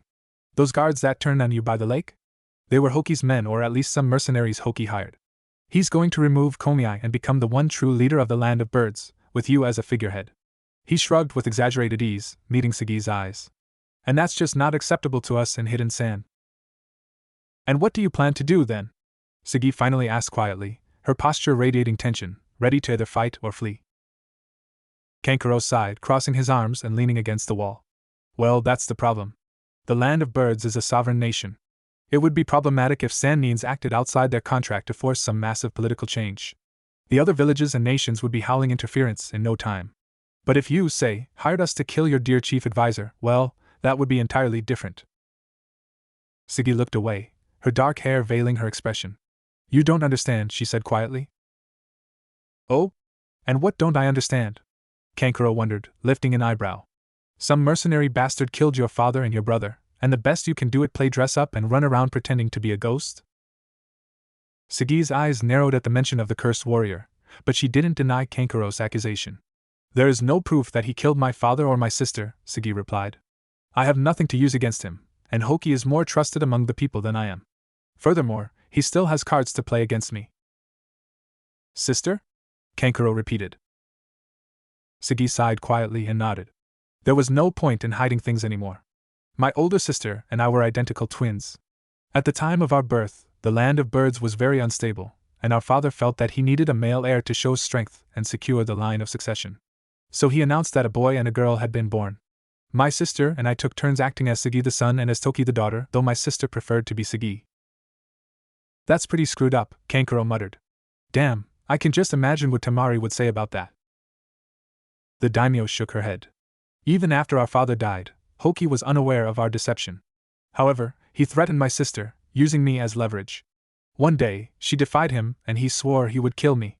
But sister insisted on switching roles and she was the one who died. Hoki found out then, and he is more than willing to reveal our secret if I do not go along with his plans. Leveling her with a flat look, Kankuro snorted. So, on the off chance that anyone's gonna care about your gender, you're going to let Hoki do whatever he wants. He's going to kill your best ally. How many more people do you need to lose before you get your act together? As soon as the words were out of his mouth, Kankuro winced. It had been too far. But Sigi didn't call him out on it, only curling in on herself a little. There's nothing I can do right now, Sigi insisted, refusing to meet his glare. Right. In that case, stay the hell out of our way, princess, Kankuro sneered, turning away and disappearing into the hot springs mist. This concludes our mission. From here, this is an internal affair of the Land of Birds, Baki said calmly as he and his students stood at the gates of the capital. Across from him, Hoki and his pretty boy lieutenant bowed. Of course. Thank you for all your assistance, honored shinobi, Hoki said deferentially. May you have a safe trip. As the four Sandines disappeared, racing away from the city, Hoki's teal-haired lieutenant stepped forward. Do you think they're really leaving? He asked. Hoki frowned. It would seem so, but follow them anyway. Make sure they get to the border without causing problems. The last thing we need is something going wrong during the execution. Nodding sharply, the other man disappeared as well. He followed the four figures until, suddenly, a good distance from the capital, all four stopped and simply stood motionless in the middle of a clearing. Crouching in the foliage, he watched as three remained standing motionless while one settled cross-legged on the ground and pulled out a worn pack of cards.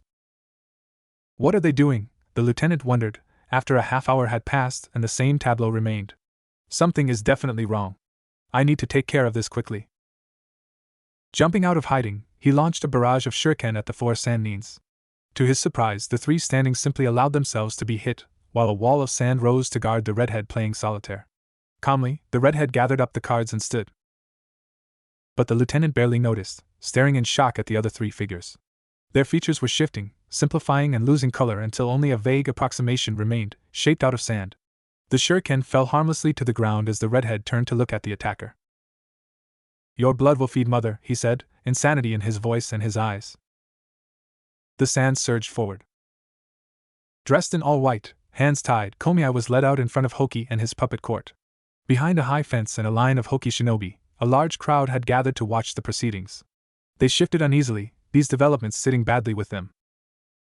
Komiai, Hoki intoned, crossing his arms, his lips quirking in a smirk, you have committed treason, leading your men to kill loyal officials of our nation and to attack our daimyo. The sentence is death. Now I give you a choice: die with a shred of honor by your own hand or be killed ignobly by my men. On cue, a shinobi approached and placed a plain knife in front of the strategist. Studying it for a moment, Komiai picked up the blade and pulled open his robes. Pointing the knife at his stomach, he closed his eyes. Stop! A voice broke through the tense silence. Standing suddenly, Chishima, who had been seated to one side as a witness of the court, ran in front of Komiai and glared at Hoki. This is wrong. These charges are completely false. Hoki glared. Get out of the way, he barked, gesturing to his men.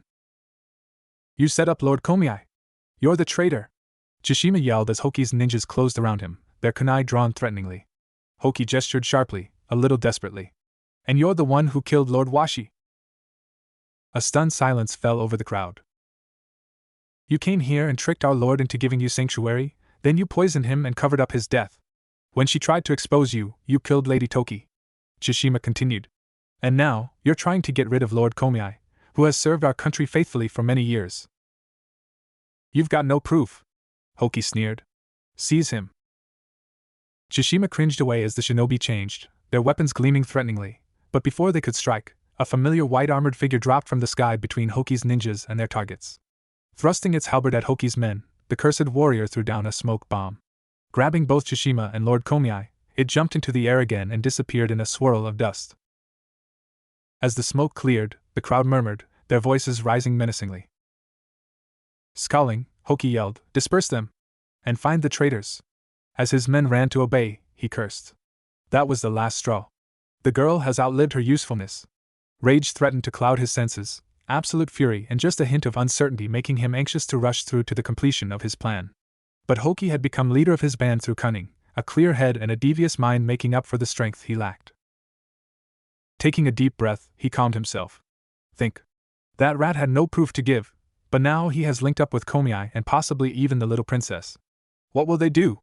They will need to rally Komiai's men for protection. But more than that, Komiai will know that they need something to give the people to convince them of those claims. We have already disposed of all the bodies, so they prove the attack on the daimyo by the lake, or the meeting with Komiai at the temple was a setup. No, but what they can prove is Nagar! Hoki barked out, and on his call, a heavy, muscular man appeared at his side. Send the 3rd Division to secure the court guards in their barracks. Take the 5th and go to the royal family's mausoleum. Make sure no one disturbs our former leader's rest. Ha! The heavyset lieutenant bowed. For a moment he lingered. And you, leader? Hoki smirked, his painted lips stretching wide. I will pay a visit to our esteemed daimyo, he said, malice heavy in his tone. A heavy, uncomfortable silence hung between Naruto and Sagi as the two waited tensely inside the daimyo's mansion. Glancing at the daimyo, Naruto fidgeted nervously. Sagi's eyes slid to him and narrowed. You do not need to remain here, she said coolly. It's an order, Naruto replied, grinning a little. Baki Taicho told me to protect you until Kankuro gets back. Pausing, he asked hesitantly, why did you change your mind? About us helping you? Sighing a little, Sagi looked out across the veranda and the peaceful inner garden. After your comrade left, Chishima came to see me. He was disappointed. He told me that as daimyo, I have a responsibility to the land of birds and its people. Even with no evidence, with even less chance of surviving than I have, he refused to back down. Sagi closed her eyes and called to mind the image of her childhood friend. Do you think your father or your sister would want this? Chishima had asked sadly. They wanted to protect our country and our people. They wanted you to inherit that will. Even if they are gone now, their spirits remain with us. We can't let our country fall to ruin. We have to act, no matter what. I knew he would go ahead with it, even if I tried to stop him, Sagi explained. I didn't want to lose anyone else. Not him, not Komiai. That's why I approached your team. I don't know if we can accomplish anything or if I have the strength necessary to lead our country to a peaceful, happy future, but when I made that decision to fight Hoki I felt as if my father's and sister's spirits were beside me. Yeah, I know what you mean, Naruto agreed, beaming at her. Even though they're not here anymore, everything they taught you is still part of who you are. As long as you hold on to those memories, they'll never really be gone. After a few moments of comfortable, if still slightly anticipatory silence, Naruto sighed. Too bad I gave Gaara my cards, he complained mildly. Despite herself, Sagi giggled really. Oh ho! Kankuro's voice crowed as he dropped out of the shadows to crouch next to Naruto. Finally, you actually act like a pretty girl too. He leered suggestively even as his hands moved to guide his puppet in its cursed warrior costume into the room. Draped across one of Karasa's shoulders, Lord Komiai looked entirely unhappy with this behavior toward his daimyo, but he stoically said nothing to the man who had saved his life. Glaring, Sagi brought one long sleeve up to hide her blush and moved out of her screened enclosure. With a sharp hand gesture, Kankuro had Karasa drop the two men unceremoniously to the floor, Chishima groaning faintly at the treatment. Twisting to land in a neat crouch, Komiai bowed his head. Lord Sagi, he said quietly, I am deeply sorry for this situation. I had thought I was meeting you at the temple last night, but it was only a trick by Hoki. Sagi's expression softened. You recognized my movements, she murmured. Yes, of course. You were the one to oversee our training, after all. She shook her head. I am the one who owes you both an apology. However, now is the time to act so we can claim back our country from that charlatan Hoki. Both Tsushima and Komiai straightened, their postures rigid in attention, and Naruto could see why. Sagi was truly a striking figure in her own right, her dark eyes sharp with determination. Reaching into her wide sleeves, she pulled out a neatly folded paper and handed it to Komiai. That is a full pardon, with my seal on it. I have no doubt that Hoki's men will try to stop you, but they will be acting outside of their legal bounds. As daimyo of the Land of Birds, I have also authorized Baki's team to conduct a full investigation into the cause of death of our previous leader, Lord Washi. Lord Komiai and Tsushima bowed, the former tucking the papers away into his robe. Having stripped Karasu of its cursed warrior get-up and stored it away on his back, Kankuro stepped forward. Baki Taicho has gone ahead to investigate their base. Meanwhile, we're supposed to spread the word among the court about the daimyo's decision. Do you expect to find anything? Komiai asked, stroking his mustache. Not really, Kankuro shrugged. They might be dumb enough to have left some of the poison lying around, but what Baki Taicho is really going for is to make them panic. Amateurs like that always crack under pressure. If we can get a confession, then that's all we need. Also, he's going to thin their ranks a bit, since they're definitely going to resist, despite the daimyo's orders. What a crude way of acting, Komiai muttered. But I suppose it is effective in its own way. Huh.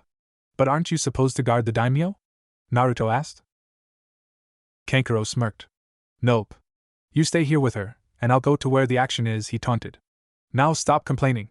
Gaara should get back soon, and you can have him patrol the perimeter until we get back.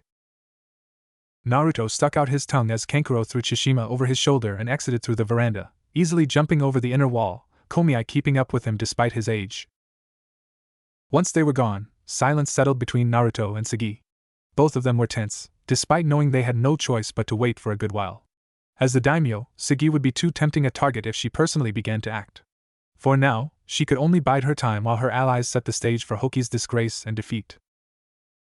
But slowly, the tense silence became a strangely heavy stillness. Closing his eyes and stretching his senses, Naruto found nothing out of the ordinary. Everything was calm, almost stagnant. His hands tingled as he flexed them. Something's not right, he thought faintly. But he couldn't. His hands clenched as he frantically tried to understand what was wrong. Naruto! A sharp cry and a hit across his cheek jolted his mind, and Naruto gasped. The stagnant stillness vanished instantly. Instead, the room was in chaos. Men in the dark clothes and mesh of shinobi swarmed around him, their weapons flashing in the dim light. For a moment, Naruto met Sagi's dark eyes. Genjutsu? He thought frantically. I didn't even notice the illusion start. Breaking eye contact, the daimyo dodged, just barely, as Hoki attacked her again. Get him! Quickly! Hoki roared, and Naruto spun around to see several ninja lunge for him, their weapons raised to strike. Reacting with well-trained reflexes, Naruto rolled out of the way, but that moved him even further from Sagi, who warded off another wave of attackers with a skilled sweep of her sword and turned to run. She jumped out onto the veranda and into the garden, Hoki in pursuit. As Naruto tried to follow her, the rogue shinobi surrounded him and attacked again. Clapping his hands, he sent a sloppy gust of wind at his attackers, who scattered momentarily. They regrouped quickly and charged again, forcing Naruto to duck away. As they advanced on him, he scowled. They're better than bandits, maybe even a few at low Chunin level. I don't have time for this. I have to get out here and help Sagi. Bringing his hands together in a seal, Naruto yelled, Fusijin no Jutsu. Wind tore through the room, bringing down the screens and curtains. Under the pressure of the dust wind jutsu, the surroundings were worn down quickly, and clouds of dust obscured the vision of Hoki's men. That was the opportunity Naruto needed to dodge out of the room in the confusion. Jumping out into the sunlit garden, he immediately had to roll out the way of a hail of shuriken from another group of rogue nins. He didn't have time to dodge the next assault, but there was no need to. A wave of sand rose between him and his opponents, and rolled outward, knocking over and engulfing several. Naruto blinked in surprise. He turned slowly to see Gaara land neatly behind him, his arms crossed and face expressionless. Gaara! You're back! Naruto exclaimed happily before his expression turned serious. Can you take care of these guys? I need to hurry to help Sagi. Honestly, the question was more courtesy than anything. None of Hoki's men would be able to even come close to harming Gaara, and he had taken on worse odds before. But nonetheless, Gaara nodded slowly, and Naruto gave him a grateful smile and a heartfelt thanks before rushing away. Like their leader, Hoki's Rogenins did not indulge in the luxury and comfort their high positions in the court would have allowed. Instead, their base of operations was a rundown, abandoned manor on the outskirts of the capital.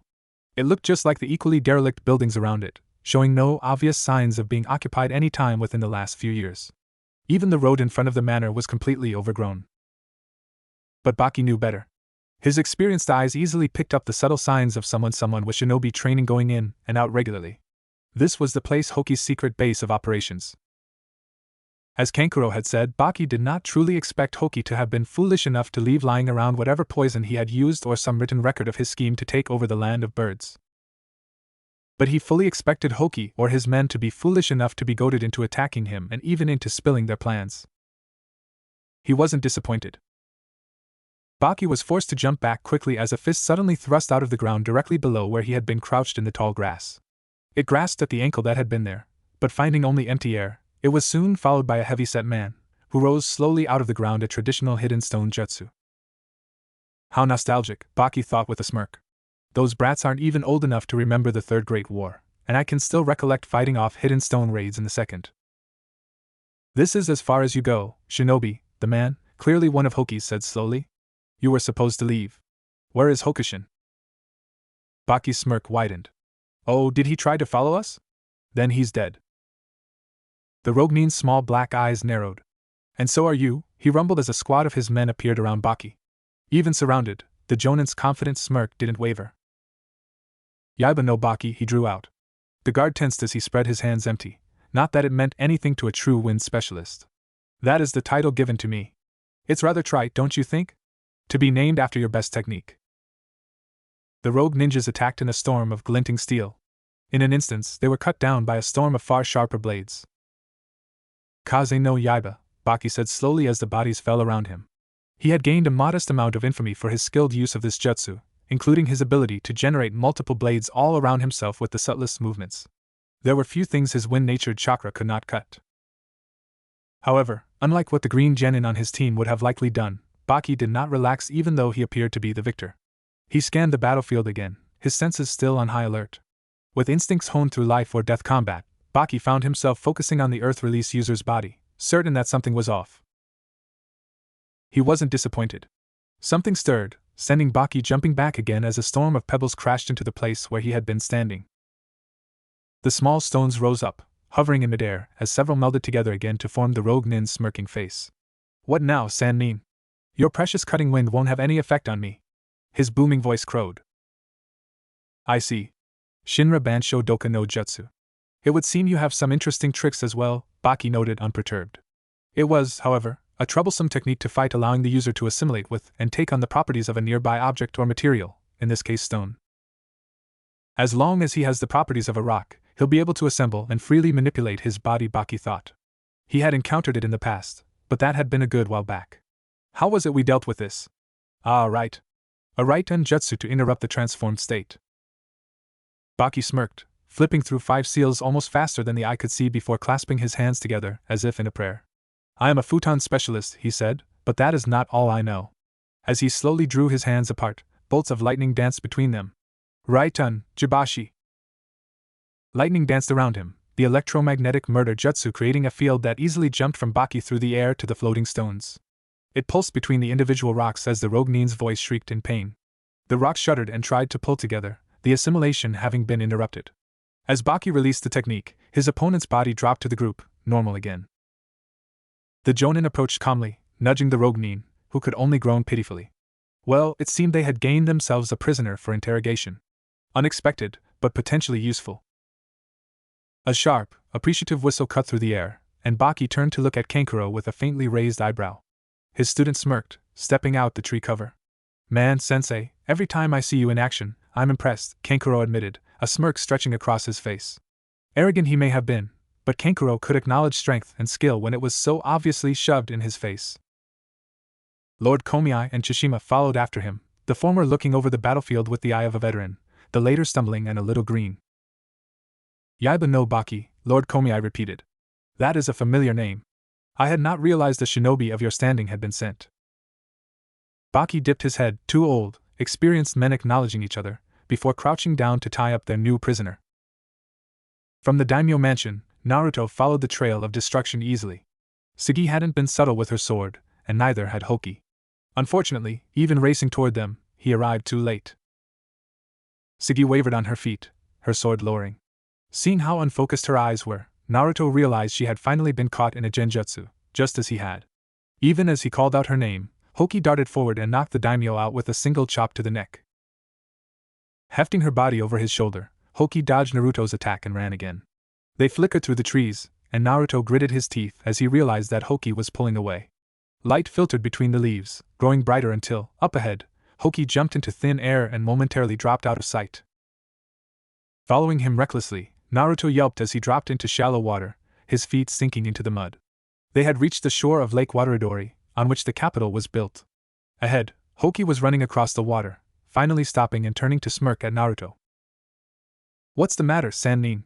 He taunted. Don't know how to swim?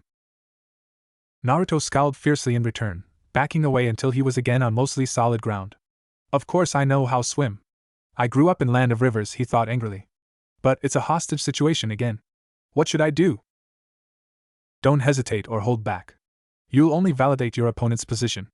Attack with enough force to make them defend, but still leave enough leeway to retake the hostage.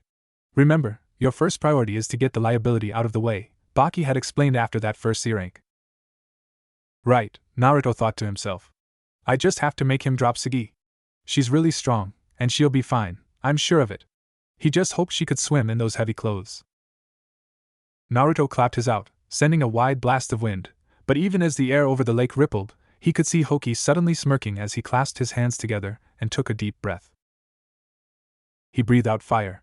Fire feeds on wind, Naruto remembered suddenly as the Katon technique collided with his futon and rapidly grew stronger, becoming a wall of fire that bore down on Naruto.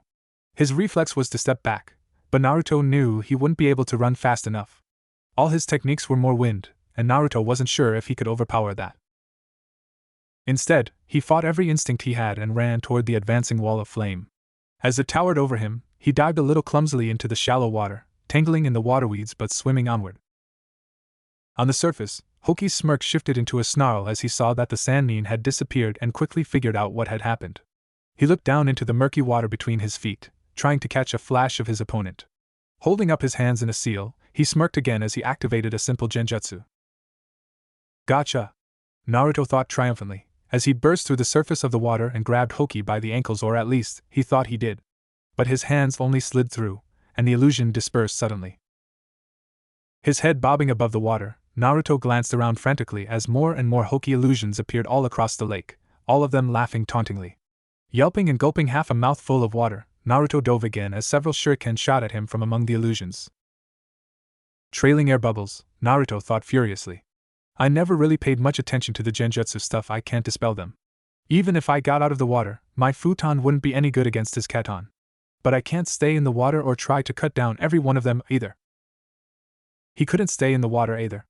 Even if it was safe, water is safe, Naruto focused on that thought. If fire is strong against wind, water is strong against fire, he grit his teeth. But I don't know any water techniques. All I have is wind. Somehow, though, wind would have to be enough. There had to be a way, and he refused to believe otherwise. A way to use water by using wind. The waves and the wind. I have an idea, Naruto thought, his lips stretching into a smirk. He kicked his legs sharply, propelling himself toward the surface. Bursting out of the water, Naruto scrambled to get on top of the lake for a moment. His eyes met Hoki's as the wandering ninja smirked.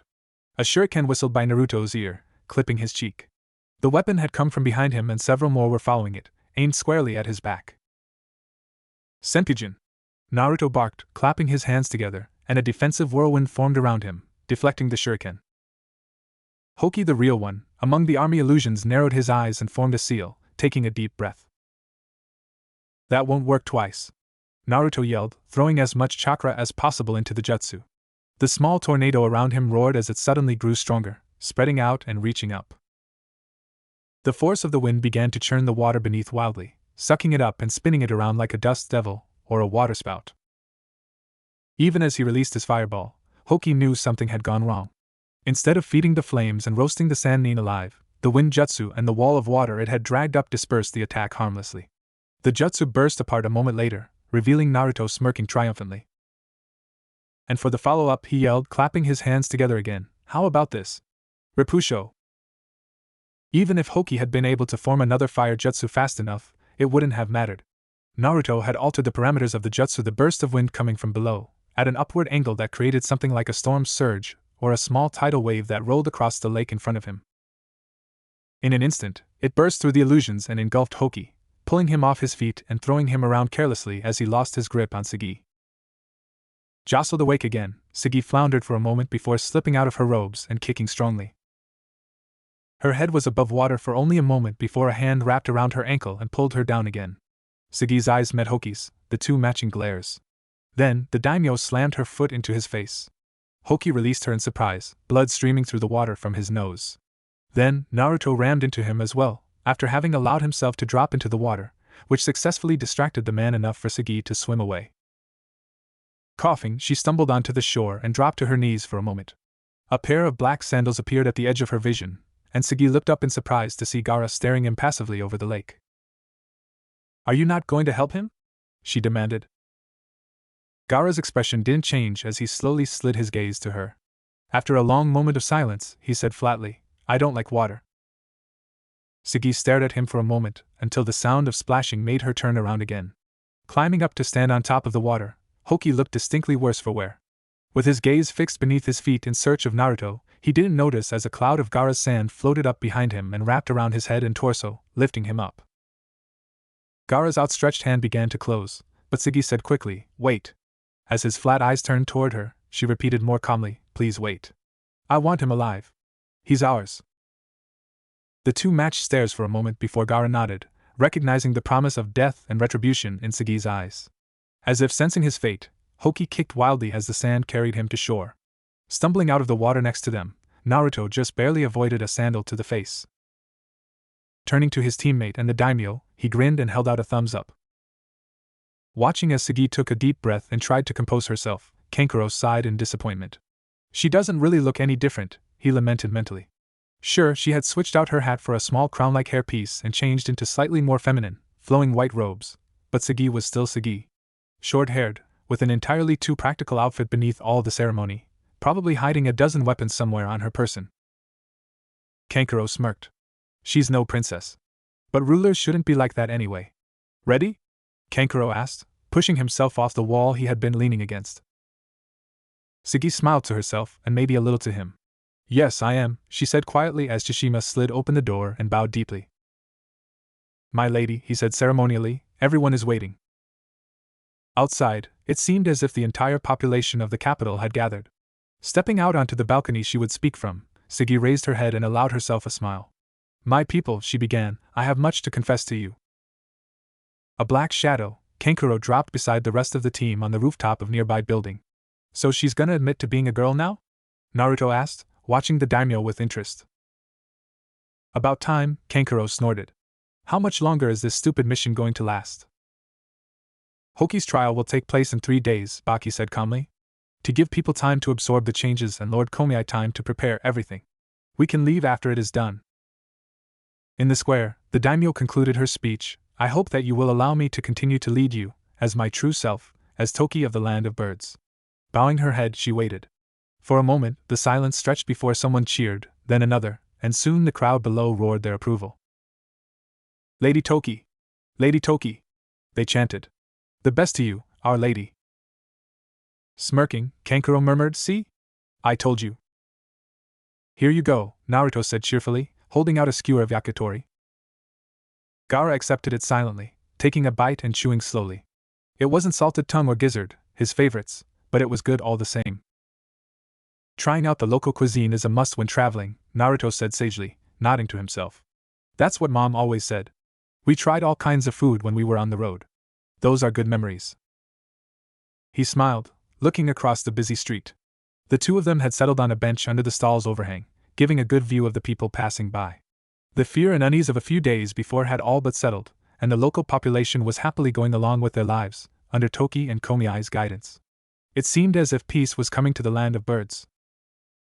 This is really a nice place, Naruto mused, taking a deep breath of the clear air. But I still like our village better. No matter where you go, your home is really the best. He laughed. Home, that word had such a nice sound to it. I wish you could have been your home too, Mom, he thought. Naruto couldn't help but sigh at the thought of Kushina. As far back as he could remember, his mother had been looking for a place to call home. She had lost her home twice, once when her birthplace, Hidden Eddy Village, was destroyed, then again when painful memories and circumstances drove her from she had come to love, Hidden Leaf Village. Kushina had tried to find some place where they could settle down, but everywhere felt too wrong. In the end, when her health began to fail, Kushina had chosen the place she thought best for her son, but Naruto knew she herself would probably never been able to call Hidden Sand her home. Maybe there was no village she could have given her loyalty to, like Hoki's band. Not after having done so and experienced that loss as a result twice already. Home, Gaara repeated thoughtfully. Do you really think of it like that? Yeah, I do, Naruto said firmly. He smiled. It's a bit rough, and tough, and a little mean sometimes. But it's definitely my home. Gaara did not reply for several long moments. Hidden Sand is not the way you think. There are many secrets you don't know about, he said finally. Despite Naruto's questioning look, he did not elaborate. Although being the daimyo's personal guard sounded terribly important and exciting, in the months since her Chunin promotion and reassignment, Temari had found the actual job to be far from all it was cracked out to be. If I'd known it would be this frustrating, I would have thought twice about accepting, Temari grumbled mentally. I would have still taken it, of course. We need this, but I wouldn't have wasted my enthusiasm on it. Scanning the room still thoroughly and professionally and finding no threats, Temari allowed herself to look out the open veranda along one side of the grand audience hall. Beyond stretched a clear blue-green lake, dotted with white birds and framed by distant misty hills. At least the view is nice, she thought. Land of Birds really is beautiful. The screen doors at the other end of the room slid open, and the entourage of the country's daimyo began to file in. Temari mentally compared them to the profiles she had been given, updated after the recent mission there. Strategist Komiai, Aide Shishima, and of course, the daimyo Lady Toki. Like her country, Toki was all tranquil beautiful as she glided into the meeting room and offered the Wind Daimyo a polite smile. It is an honor to meet you, and to have your presence in our humble country, Toki said, nodding in greeting. No, the Wind Daimyo insisted, gesturing with his folded fan.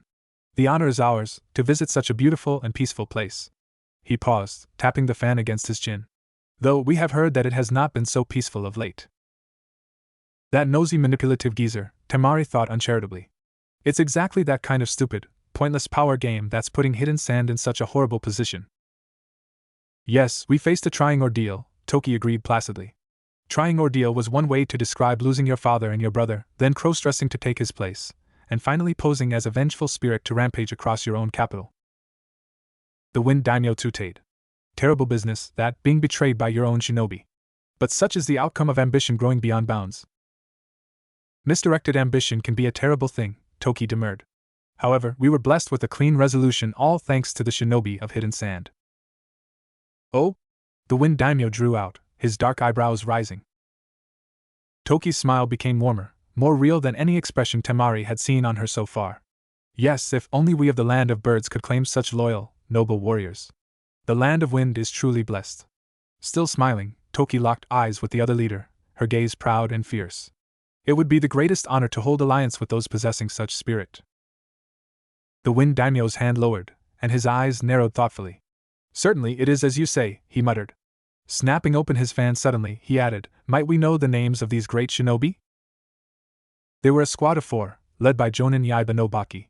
The other 3 were promising young Genin Kankuro, Naruto and Gaara. Starting imperceptibly, Temari stared at the Lady Daimyo in surprise. They were the ones? I can't believe it. Looking away, she smirked faintly. Sounds like I've missed a lot. I wonder if it isn't time for a visit back home. In the very heart of Hidden Sand, within the familiar landmark of the administration building's main wind dome, the advisory council sat in session under the stone eyes of the previous Kage's statues. This much old and wrinkledness in one place should be illegal, Baki thought, taking his place at the circular table. He smirked faintly, the expression thankfully hidden by his scarf and the perpetual gloom of the room. Or so Naruto would say. I really must be spending too much time with that brat and Kankuro if I'm beginning to imagine their stupid remarks even when they're not here. The council members rose, heads lowered respectfully, as the Kazakage strode in. Only after he had taken his seat, flanked by 2 guards, did they resume theirs and begin the meeting. The daimyo's trade negotiations with the Land of Birds are going well, and we have broached the possibility of setting up a patrol along their border with Land of Earth. The number of mission requests has also increased slightly, possibly to rise more in the future, one counselor reported. The council members exchanged glances. Overall, this mission was successful beyond expectations, one summarized, studying the Kazakage's reaction carefully. Wrapped in the white and green robes of his office, the man was inscrutable, his face hidden by the square hat and the mask he had taken to wearing. The Kage was meant to be above common shinobi, but sometimes Baki thought the yandame took that notion too far. According to Temari's report, the new daimyo even put in a good word for us, another counselor commented, his voice wry with the dry humor Baki remembered from serving under the man in the war. It seems he's finally recollected our existence and our potential. He has scheduled a visit, ostensibly to congratulate us. The old warrior smiled, a little gruesomely as the scar across his face shifted. These last brats of yours are something, Baki. Baki smirked. They're not my brats, but they're certainly something. However, they've got a long way to go before they can claim to be true ninja. For the first time since the meeting started, the Kazakage shifted, his robes rustling faintly. Oh? Gaara as well? He said tonelessly, his sly eyes pinning Baki. There was a heavy silence as Baki considered his answer. Gaara continues to display signs of instability and influenced by Shikaku.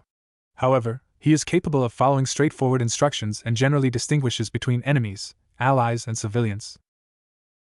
In other words, there is no change, and it remains almost entirely useless, the Kazakage said sharply. Uncomfortable but unwilling to protest, Baki looked away. Gaara has improved, he thought. He is no longer as needlessly confrontational, and it has been weeks since he killed anyone that wasn't an enemy, or an assassin. But that sort of argument would only enrage the Kazakage, so Baki kept his peace. Instead, he said, on the subject of Gaara, Naruto has been asking about the nature of his situation. Kankuro is already aware of the details, and I feel it would be best to explain to Naruto as well.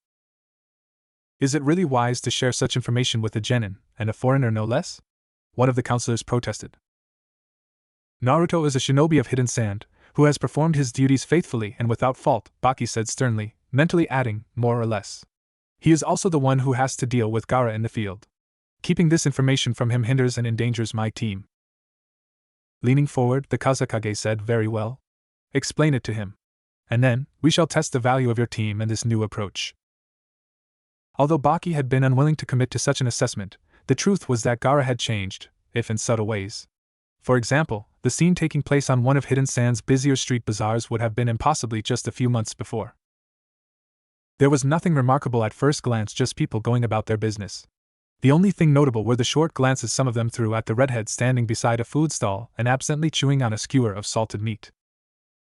Gaara endured their suspicious glances without much interest. It was already an improvement from before, when just his presence alone would have been enough to clear the entire street, and probably the ones nearby too. The reason was quite simple: he hadn't lost his temper and killed a citizen of the village in months. It probably also helped that this particular stall was the one he and Naruto had ended up using as their usual meeting place. Everyone had gotten somewhat used to Gaara hanging around as he waited for his teammate to arrive. And speaking of his teammate. Hey! Sorry to keep you waiting, Naruto called out cheerfully as he ran up to Gaara. When Gaara shrugged and the two of them set off, he called out over his shoulder to the stall keeper, thanks. This was a new policy that Naruto was attempting to implement. His theory was that no one had ever bothered teaching Gaara basic manners, which Kushina had always insisted were very important.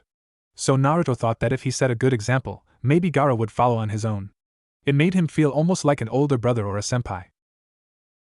Despite Naruto's hopes, Gaara didn't thank the stall owner, but he did grunt in acknowledgement, which made the poor man tremble all over, and that was a kind of progress as well. Naruto beamed in pride. What did you want to talk about? Gaara's quiet voice broke through Naruto's preening. Oh, right, Naruto muttered to himself. Reaching into his weapons pouch, he pulled out a well-worn book which he held out to Gaara. Here, I wanted to give this to you. It's a novel called Tale of the Gutsy Ninja.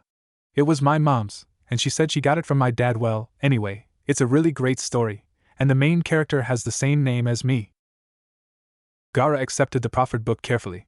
The cover was plain and faded with age and use, The pages were equally battered, featuring several suspicious stains and some even completely detached from the binding. This book had seen much, and the memories contained within made it feel much heavier. Actually, Mom said she and Dad named me after the main character, Naruto continued. We used to read it together all the time. And you're giving it to me? Gaara said, uncharacteristically uncertain. This kind of precious memory? Naruto chuckled. I practically have it memorized, and I'll find another copy later. But it's because it's a precious memory that I'm giving it to you. I want to share it with you. I know you'll take good care of it. His smile softened, becoming nostalgic. And anyway, there's no way I'd ever forget Mom. But I need to give my all to the future and not keep brooding about the past, Naruto thought, nodding to himself. Gaara stared down at the book in his hands with an almost comically focused expression, as if it held all the mysteries of the universe. So read it when you have time, okay? And let me know what you think, Naruto said, forcing the conversation onward past the somewhat awkward silence. He had gotten used to doing that. I'm actually supposed to meet someone soon, so I'd better get going. Meet someone? Gaara repeated, his eyes narrowing. Who? Why? The sudden interest was surprising, and Naruto squinted at Gaara suspiciously. Was it just him, or did his teammate have a strange emotion leaking through his usual deadpan mask? It looked almost like jealousy. Nah, Naruto decided. My old mentor, he said, shrugging. When I was still in training to become a genin, she agreed to teach me a bit about wind-style ninjutsu. You know that tradition? Because there are so many shinobi who end up staying in the village for a long time between missions, they're encouraged to mentor the trainees. She was just a genin back then, but she got promoted at the winter exams. She's just gotten back from her new post, so I wanted to meet up with her and, show her how far I've come. Having been privately tutored, if it could be called that, Gaara didn't know much about the way other shinobi in Hidden Sand were trained, but his eyes narrowed as he thought about what Naruto was saying. It all added up. Was she serving the daimyo? He guessed dully. Temari? That's right, Naruto said, blinking in surprise. You know Temari-senpai? Yes. She's my sister. I can't believe it, Temari-senpai is your sister. What a coincidence. Naruto laughed, as he and Gaara made their way to the training ground where he was supposed to meet Temari. She did mention having a brother, but she always said he was loud and obnoxious. That's Kankuro, Gaara said. Wait, Kankuro's your sibling too? Naruto stared in surprise. Wait, come to think of it, Temari-senpai did say she had 2 brothers. But the other one? Temari had looked terribly sad when she mentioned him. Sad and regretful. Feeling incredibly awkward, given the unhappy aura that all but radiated off of Gaara, even Naruto had to fall silent as they stepped onto the training grounds at the edge of the village. A kunoichi a few years older than them, blonde, in an indigo kimono, with a large weapon behind her back, pushed off the boulder she had been leaning against and turned to glare at Naruto. You're late, she began angrily. You're the one who wanted to meet out here, and even though I'm going out of my way to. Her scolding trailed off as she caught sight of Gaara, following behind Naruto silently. Hi, Temari-senpai, Naruto said, his smile a little strained by the heavy aura both in front and behind him. Funny story, I'm actually on a team with your brother, both of them. Temari, Gaara greeted tonelessly, apparently neither happy nor sad. And more important, not angry. Shaking away her surprise, the kunoichi approached cautiously. Hello, Gaara. It's been a while, she replied a little gruffly. You too, Naruto. I heard about your mission. Good job.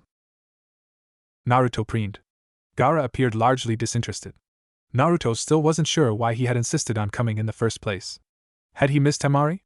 It didn't seem that way. Yeah, it was pretty cool, Naruto agreed, grinning.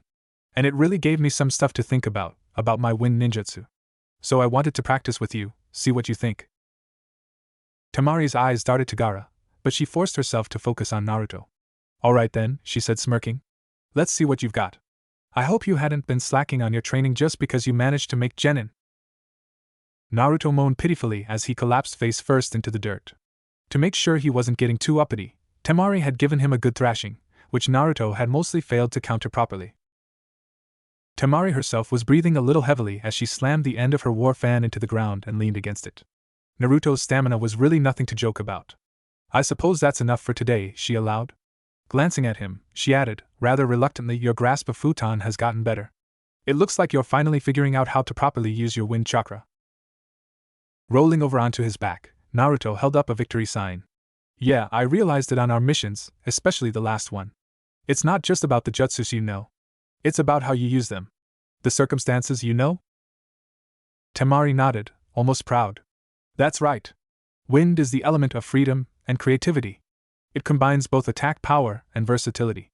With wind-style ninjutsu, there's no limit to what you can accomplish.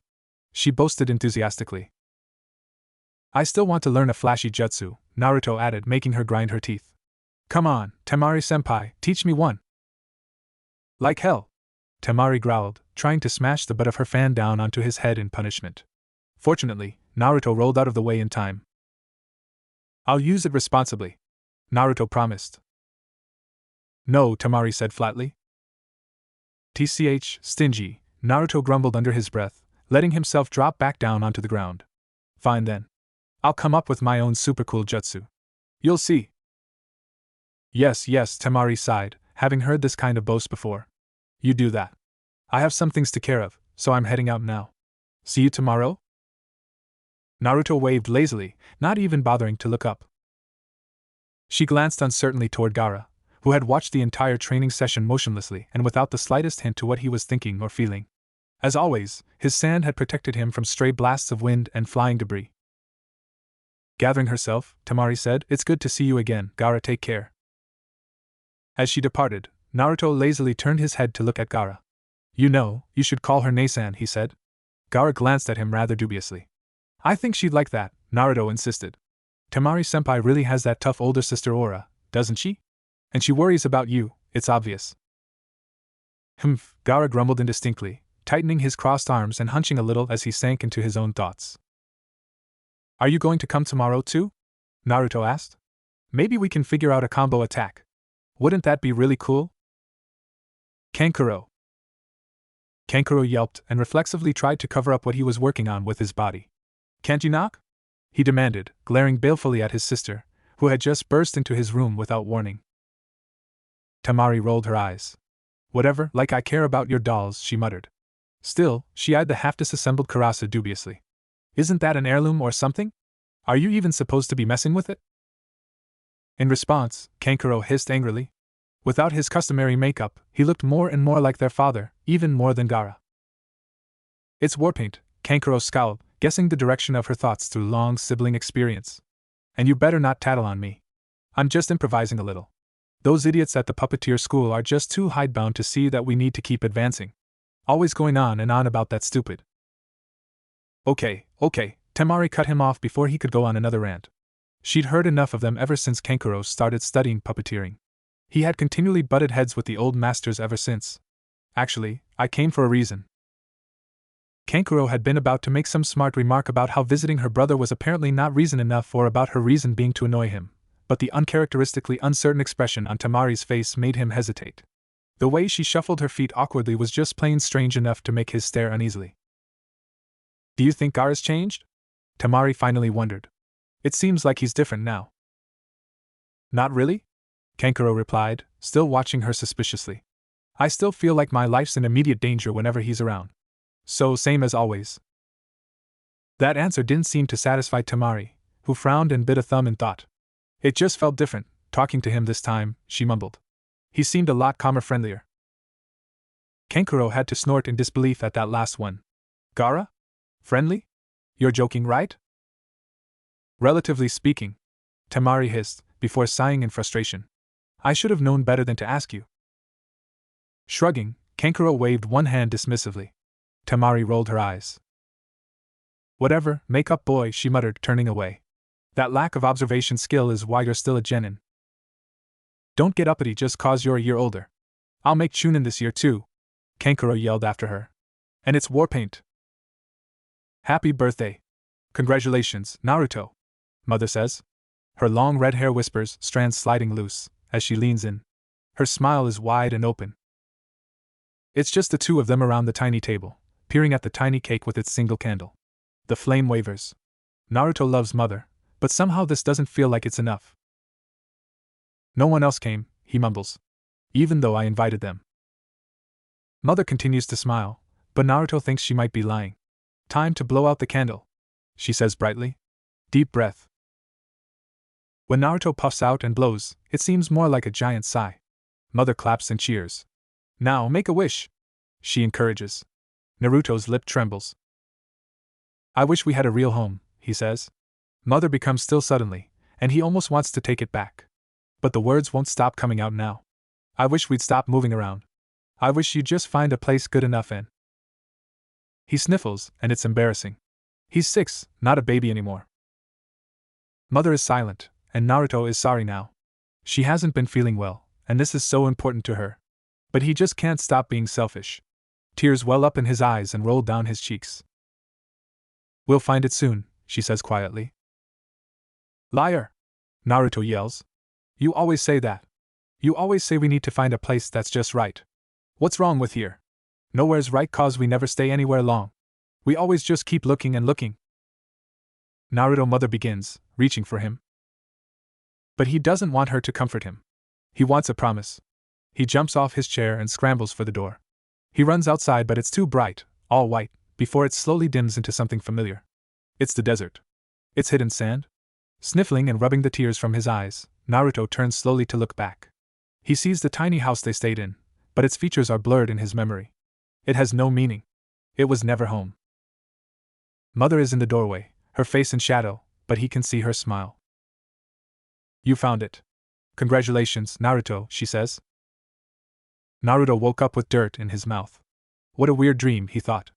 It started like a memory, but then sitting up, he made a face and sneezed. As he started to look around, his gaze caught another, and he froze, staring in surprise. Good morning? Gaara? Naruto greeted somewhat hesitantly, his thoughts still muddled. What happened? I was training last night, and I guess I just fell asleep here. Here being one of the training grounds around the village. The entire landscape of the area had been rearranged by Naruto's efforts, resembling a war zone. His stamina was truly nothing to joke about. What are you doing here? Naruto asked, pulling himself out of his thoughts and standing up. Gaara rose from his crouch as well, giving no indication how long he had remained in the position. Baki wants to see us, he said. Did he send you to find me? Naruto wondered.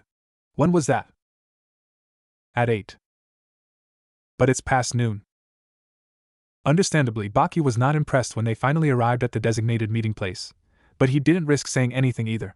No matter how tolerant Gaara had been recently, berating him would mean death, he was certain.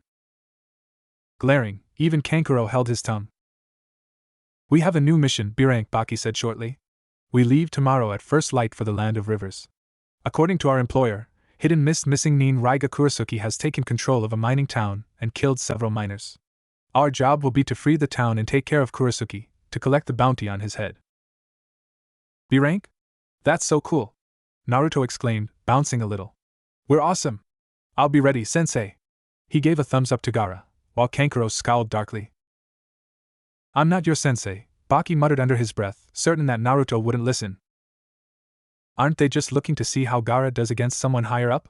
What rank is this Miss Nin? Kankuro asked quietly, moving closer to Baki as Naruto chattered at Gaara. Unclear. Likely a Jonin, former hunter Nin, Baki replied in an undertone. There was no point in denying Kankuro's correct assumptions. As the puppet user scowled and walked away, Baki called out, Naruto! Stay behind! Gaara's gaze lingered on them before he departed as well, making Baki suppress a shiver. As always, Naruto seemed entirely immune to the sense of danger his teammate radiated, though at this point, Baki was honestly starting to wonder. What is it, sensei? Are you going to teach me something cool? Naruto asked, bounding up to the Jonin. No, Baki replied slowly. It's about the question you asked me after the last mission. It has been decided that you will be given the truth about Gaara. They moved to a small deserted courtyard. Baki began. After the Third Shinobi War, Hidden Sand was severely weakened. We had lost the Sandame Kazekage and several other prominent shinobi, yet we had gained little to show for it. Because of what he saw as a pointless, drawn-out slaughter, the new daimyo started trying to limit the power of the village by hiring foreign shinobi, thus cutting off the flow of money to Hidden Sand. He paused, thinking back on those days. Now, in hindsight, he could see how it had all spiraled into decay and the horrible weakness of the present. Losing the Sandame, we lost direction, Baki thought with a bitter frown. Losing the war, we lost our pride, our drive. We got scared and rushed to install a new Kazekage. And look where that got us. Instead, he said, the newly appointed Yandame Kazekage tried to boost the village's prestige by creating stronger shinobi. One such experiment was Gaara. Experiment? Naruto repeated, his tone flat, not angrily indignant as Baki expected. It held a sort of building disappointment, like he already suspected the truth but didn't want to believe it. He would have learned eventually. Baki continued, Gaara is a Jinchuriki. Inside him is a demon, the one-tailed Shikaku.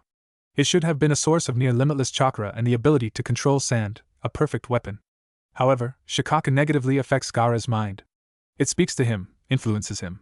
Because of that, Gaara is prone to bouts of uncontrolled bloodlust. The gap between their expectations and the result was almost insurmountable. The council never discussed it because that only led to rounds of recriminations. Had the previous generations simply not recorded the truth about their Jinchuriki? Had Chiyo-sama made a mistake? Even after the seal was strengthened to allow Gaara to at least sleep in peace, he remained unstable, though he was at least able to begin to gain control over his abilities. Naruto was staring at Baki a little blankly, like the words were a foreign language or some strange code. Gaara is a failed weapon, Baki said bluntly. He's dangerous. Unpredictable. As if yanked out of deep thought, Naruto blinked and shook his head. You're saying I don't understand, he said, frustration building in his voice. So Gaara's talking to the demon inside him? Then, when mother wants blood, that's the demon. He scowled, his voice becoming hard and angry. Why does Gaara call it mother then? And why did Gaara say his mother was sacrificed? Judging by the growing scowl on Naruto's face, he already expected the answer, and he didn't like it at all. The sealing was performed while Gaara was still inside his mother's womb, and she died while giving birth to him, becoming a sacrifice to the demon, Baki explained, refusing to show any sign of emotion or opinion. It had been the Kazekage's decision. It had been for the good of the village. Most likely Gaara calls it mother because it protects him and speaks to him. He has never known his mother. Naruto was glaring now, making sharp gestures with his hands in agitation. So he's wrong? It's just the demon using him. Why are you just letting it lie to him? He believes it more than he believes me, Baki said simply. If I tell him, he'll kill me. That's wrong. That's definitely wrong. Naruto shook his head sharply. Baki could see where his thoughts were going. Narrowing his eyes, he said, You can't tell him either. He'll kill you too. Baki Taicho.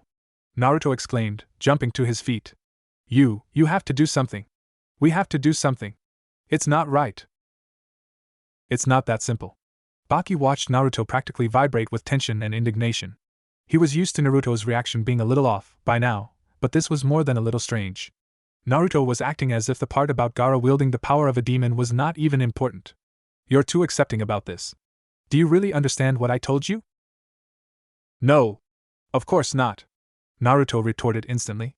How can I understand something like that?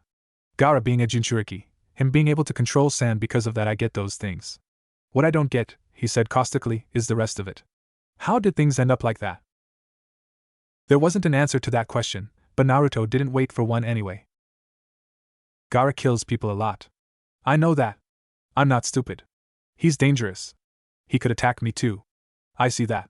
But what am I supposed to do? Naruto appealed to the Jonin, his expression strained and uncertain. Gaara is my teammate. He's my friend. He listens to me and goes out to eats with me and helps me on missions. That's true too. What are you getting at? Baki asked, but even as he spoke, it was becoming clear. He acknowledges that Gaara is a dangerous weapon, but to him, Gaara is also a friend, a human being. What am I supposed to do? Naruto demanded again. If I get scared, how is that going to help anything? If I stop being Gaara's friend, that'll just make both of us sad and hurt. So if you tell me that Gaara has a demon in him, all I can do is keep being his friend. And friends don't let friends be controlled and misled. Naruto, if you try to argue with him, Gaara will kill you, Baki repeated his warning. Naruto's shoulders slumped, but his expression remained resolute. Taicho, he began, I really respect you, you know. You're amazingly strong, and you're always calm and patient. You even listen to what I say and teach me things. If you say that it'll be alright if I just let Gaara be, I'll believe you. His sky-blue eyes locked with Baki's, his gaze fierce and piercing. But I don't think that's the case, sensei. What an annoying brat, Baki thought, looking away with a frown. What is he thinking, just forcing his way onward, regardless of what anyone tells him? Overturning every tradition and way of thinking, but he couldn't help but smirk. And yet, that's how youth is supposed to be. And it's the duty of a teacher to give brats like that, and make sure they don't get themselves killed before they have a chance to leave their mark. I'm not your teacher, you brat, Baki shot back, like a well-worn ritual. You've still got a lot to learn. What do you think you'll accomplish, just rushing in without thinking or planning?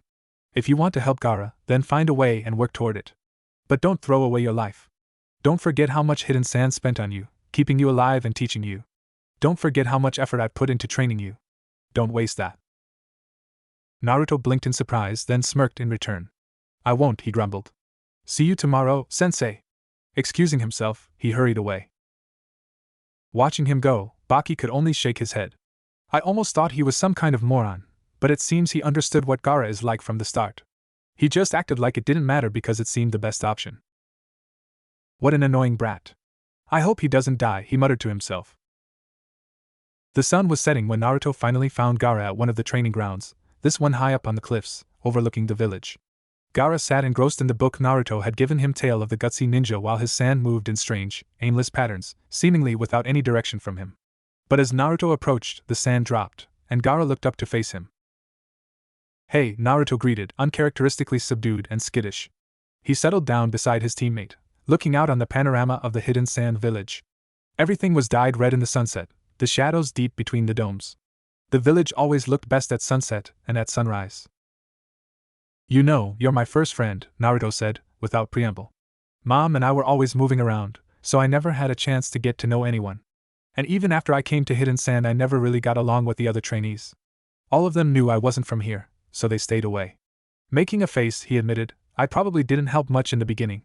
After Mom died, I was really angry. Gaara was watching him, with the kind of intense focus that would have normally made Naruto squirm self-consciously. But this was something he had to say, or maybe he just had to say something. I decided that if I proved my worth as a shinobi, everyone would have to accept me as part of the village, Naruto continued. So I trained as hard as I could. I met Temari-senpai, and she helped me a lot. I finally made Genin, but I couldn't seem to go any further. I got stuck, trying to make my way alone. He sighed, remembering those frustrating, seemingly endless days, when he began to feel trapped in the village, running around, doing meaningless little tasks, like a rat in a maze. And then I met you, Naruto said firmly, turning to smile at Gaara. I went with you on that mission, and the missions after that, and even if it was scary and tough sometimes, I've never regretted it. I was finally able to keep moving forward again to become a stronger person. Even if I still have a long way to go before I can become the kind of ninja I want to be, I've also come a long way in these last few months. And it's all thanks to you. Thank you, Gaara. Gaara looked away quickly, his expression and demeanor stunned and uncertain. It was the first time he had ever been thanked so sincerely and earnestly. With another smile, Naruto turned to gaze at the village again. The two of them watched the sunset silently. The sun had set, leaving the village in dusk, when Naruto excused himself. I gotta get ready for the mission, he said. See you tomorrow. Waving, he had jogged away into the growing dark. Gaara watched him go. When even the memory of his voice and footsteps fell silent, he looked back up to the sky. The moon was almost full, making the demonic chakra inside him stir restlessly. His sand always became harder to control as the moon grew brighter, and so did his emotions. I can't read like this, Gaara muttered to himself, almost petulantly. Even though he could sleep now, unlike when he was a child, Gaara did so only rarely. He simply didn't feel the need to. And he did not feel nearly so carefree as to sleep within a village full of potential assassins. By the same token, he disliked enclosed spaces and preferred to spend his time outdoors, usually on rooftops that offered a clear view of the surrounding area. Still, the advantage of being a Jinchuriki did not include seeing in the dark, so he would need to go somewhere with lights, and that meant going back to the village. Or Gaara thought as he caught sight of a 24-hour food stall, he could compromise. He ducked inside soundlessly, blinking against the bright yellow lights that shone down on the counter. Used to shinobi customers, the stall keeper didn't start at his sudden appearance and only called out, "Welco." Unfortunately, the last syllable was cut off as the stall owner finally realized just who his new customer was and choked on his tongue. When Gaara pinned him with a flat stare, the owner forced himself to continue. What would you like?" Nothing, Gaara said and turned away, dismissing the man from his mind.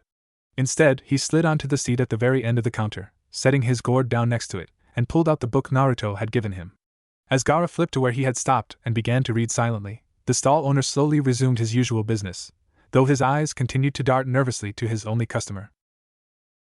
Fortunately, the late hour meant that the streets were all but deserted. The hours passed peacefully, until it was almost dawn. The stall owner had switched out with his elderly wife, who had given a double take when she noticed Gaara sitting at the end of the counter like statue, but eventually calmed enough to slide a plate of appetizers up to him. Gaara had nibbled on them absently. As the old lady pulled the empty plate away, Gaara muttered, "Thanks," without looking up, as he had heard Naruto do so many times. The old woman chuckled lightly, and refilled his cup of tea. Gaara didn't look up even as a couple of shinobi, fresh from the night shift, ducked under the stall's awning. The old woman's call of welcome was almost completely drowned out by their energetic chatter. "No, but seriously," he really one of them was saying. "No way. He couldn't have been that stupid," the other snorted. "Now, if it was you, I might believe that." "Shut up," his partner protested, shoving the other shinobi forcefully. Neither had noticed Gaara until the moment the second ninja stumbled into him. "Sorry man, I didn't." The second shinobi's apology trailed off into horrified silence as he realized just who he had bumped into. He stumbled away, trying to find some safety with his friend, who could only tremble mutely. Gaara's eyes had narrowed, as the sand shield that had risen to protect him parted but continued to swirl around him menacingly. Something stirred in the back of his mind, but despite frowning faintly, Gaara ignored it after a moment of consideration. He was just getting to the best part, and he would need to meet with the rest of his team soon to set out. Turning a page, Gaara gestured dismissively in the direction of the two shinobi, and a wave of sand swept them out of the stall and into the street, terrified but otherwise unharmed. Thankful for his mysterious bout of mercy, both men took the opportunity to scramble away.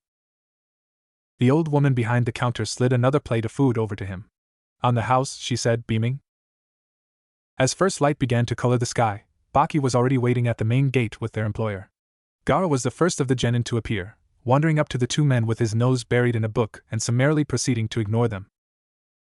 Naruto was next, bouncing up to them with an almost infuriating degree of good cheer. He glanced at the young man next to Baki with interest but knew from experience that the jonin wouldn't say anything until everyone had gathered. Instead, he sidled up next to Gaara and asked a question, keeping his voice low. Gaara nodded and gave a short reply. Smiling, Naruto began to chatter quietly.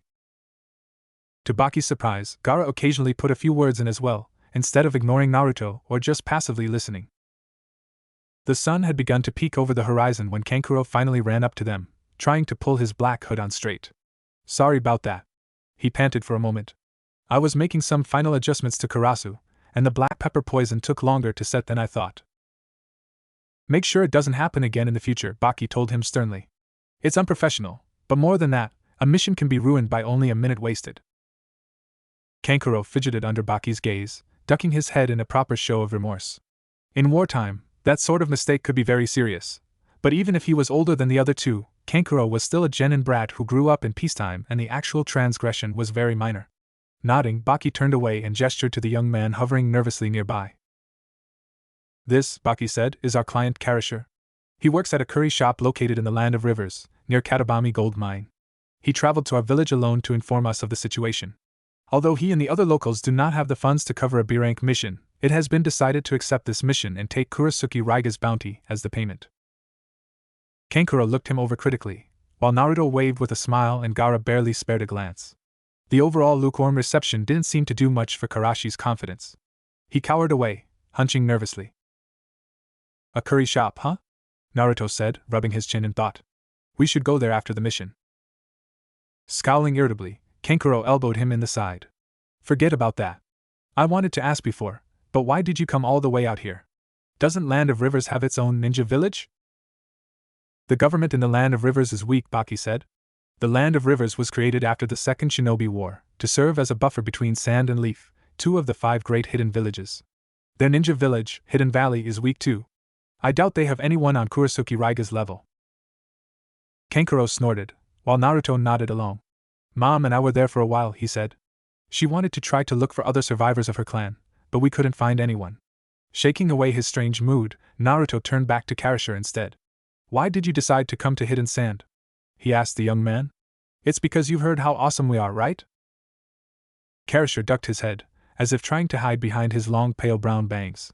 "It was safer going west than east. I wanted to go to Leaf, but the path that way was guarded," he muttered under his breath. "Figures," Kankuro thought, sighing. "Our village is really in a bad way, isn't it? We've got to find some way to attract more requests. Oh, I see. Naruto drooped in disappointment. He straightened a moment later, forcing on a smile. But after this mission, you'll be able to tell everyone how great sand ninjas are.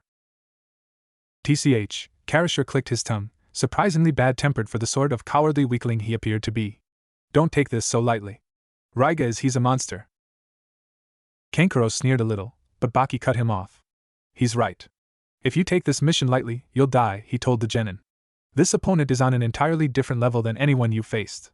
Kurasuke Raiga is a former Mist Anbu, and one of the 7 ninja swordsmen of the Mist. It's still a B rank, so he's got to be a B rank himself, right? Kankuro pointed out. When Baki didn't reply, Kankuro glanced at him sharply. He lost his place in the 7 swordsmen to a younger shinobi, Baki said, though she has since died. His abilities are believed to have deteriorated even before he abandoned his village.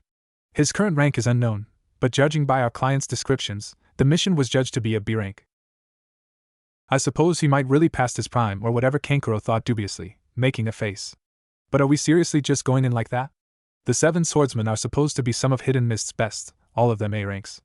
Can Gaara even take someone like that? Or Baki, for that matter? This better not be another half-baked attempt to get rid of Gaara. And why do I have to be in the middle of something like this? Don't be such a wimp. We can take him, Naruto declared without any evidence to back it up. Kankuro and Karasher turned matching looks of "Are you stupid?" on him. Even Baki sighed in something approaching frustration. Regarding Kurasuke Raiga's abilities, Baki continued in a somewhat strained tone. He is reported to be highly skilled in Raiden, though fortunately that gives both Naruto and me elemental advantage. Exact information about his abilities is scarce, but there are rumors that he can even create and control a lightning storm. Great, Kankuro groaned. Throwing a sharp look at Karasher, he demanded, so did you see anything like that? You're kidding, right? Karasher snapped back, morose and irritable. You think Mom let me you think I went anywhere near that freak? Our shop's a ways from the mine.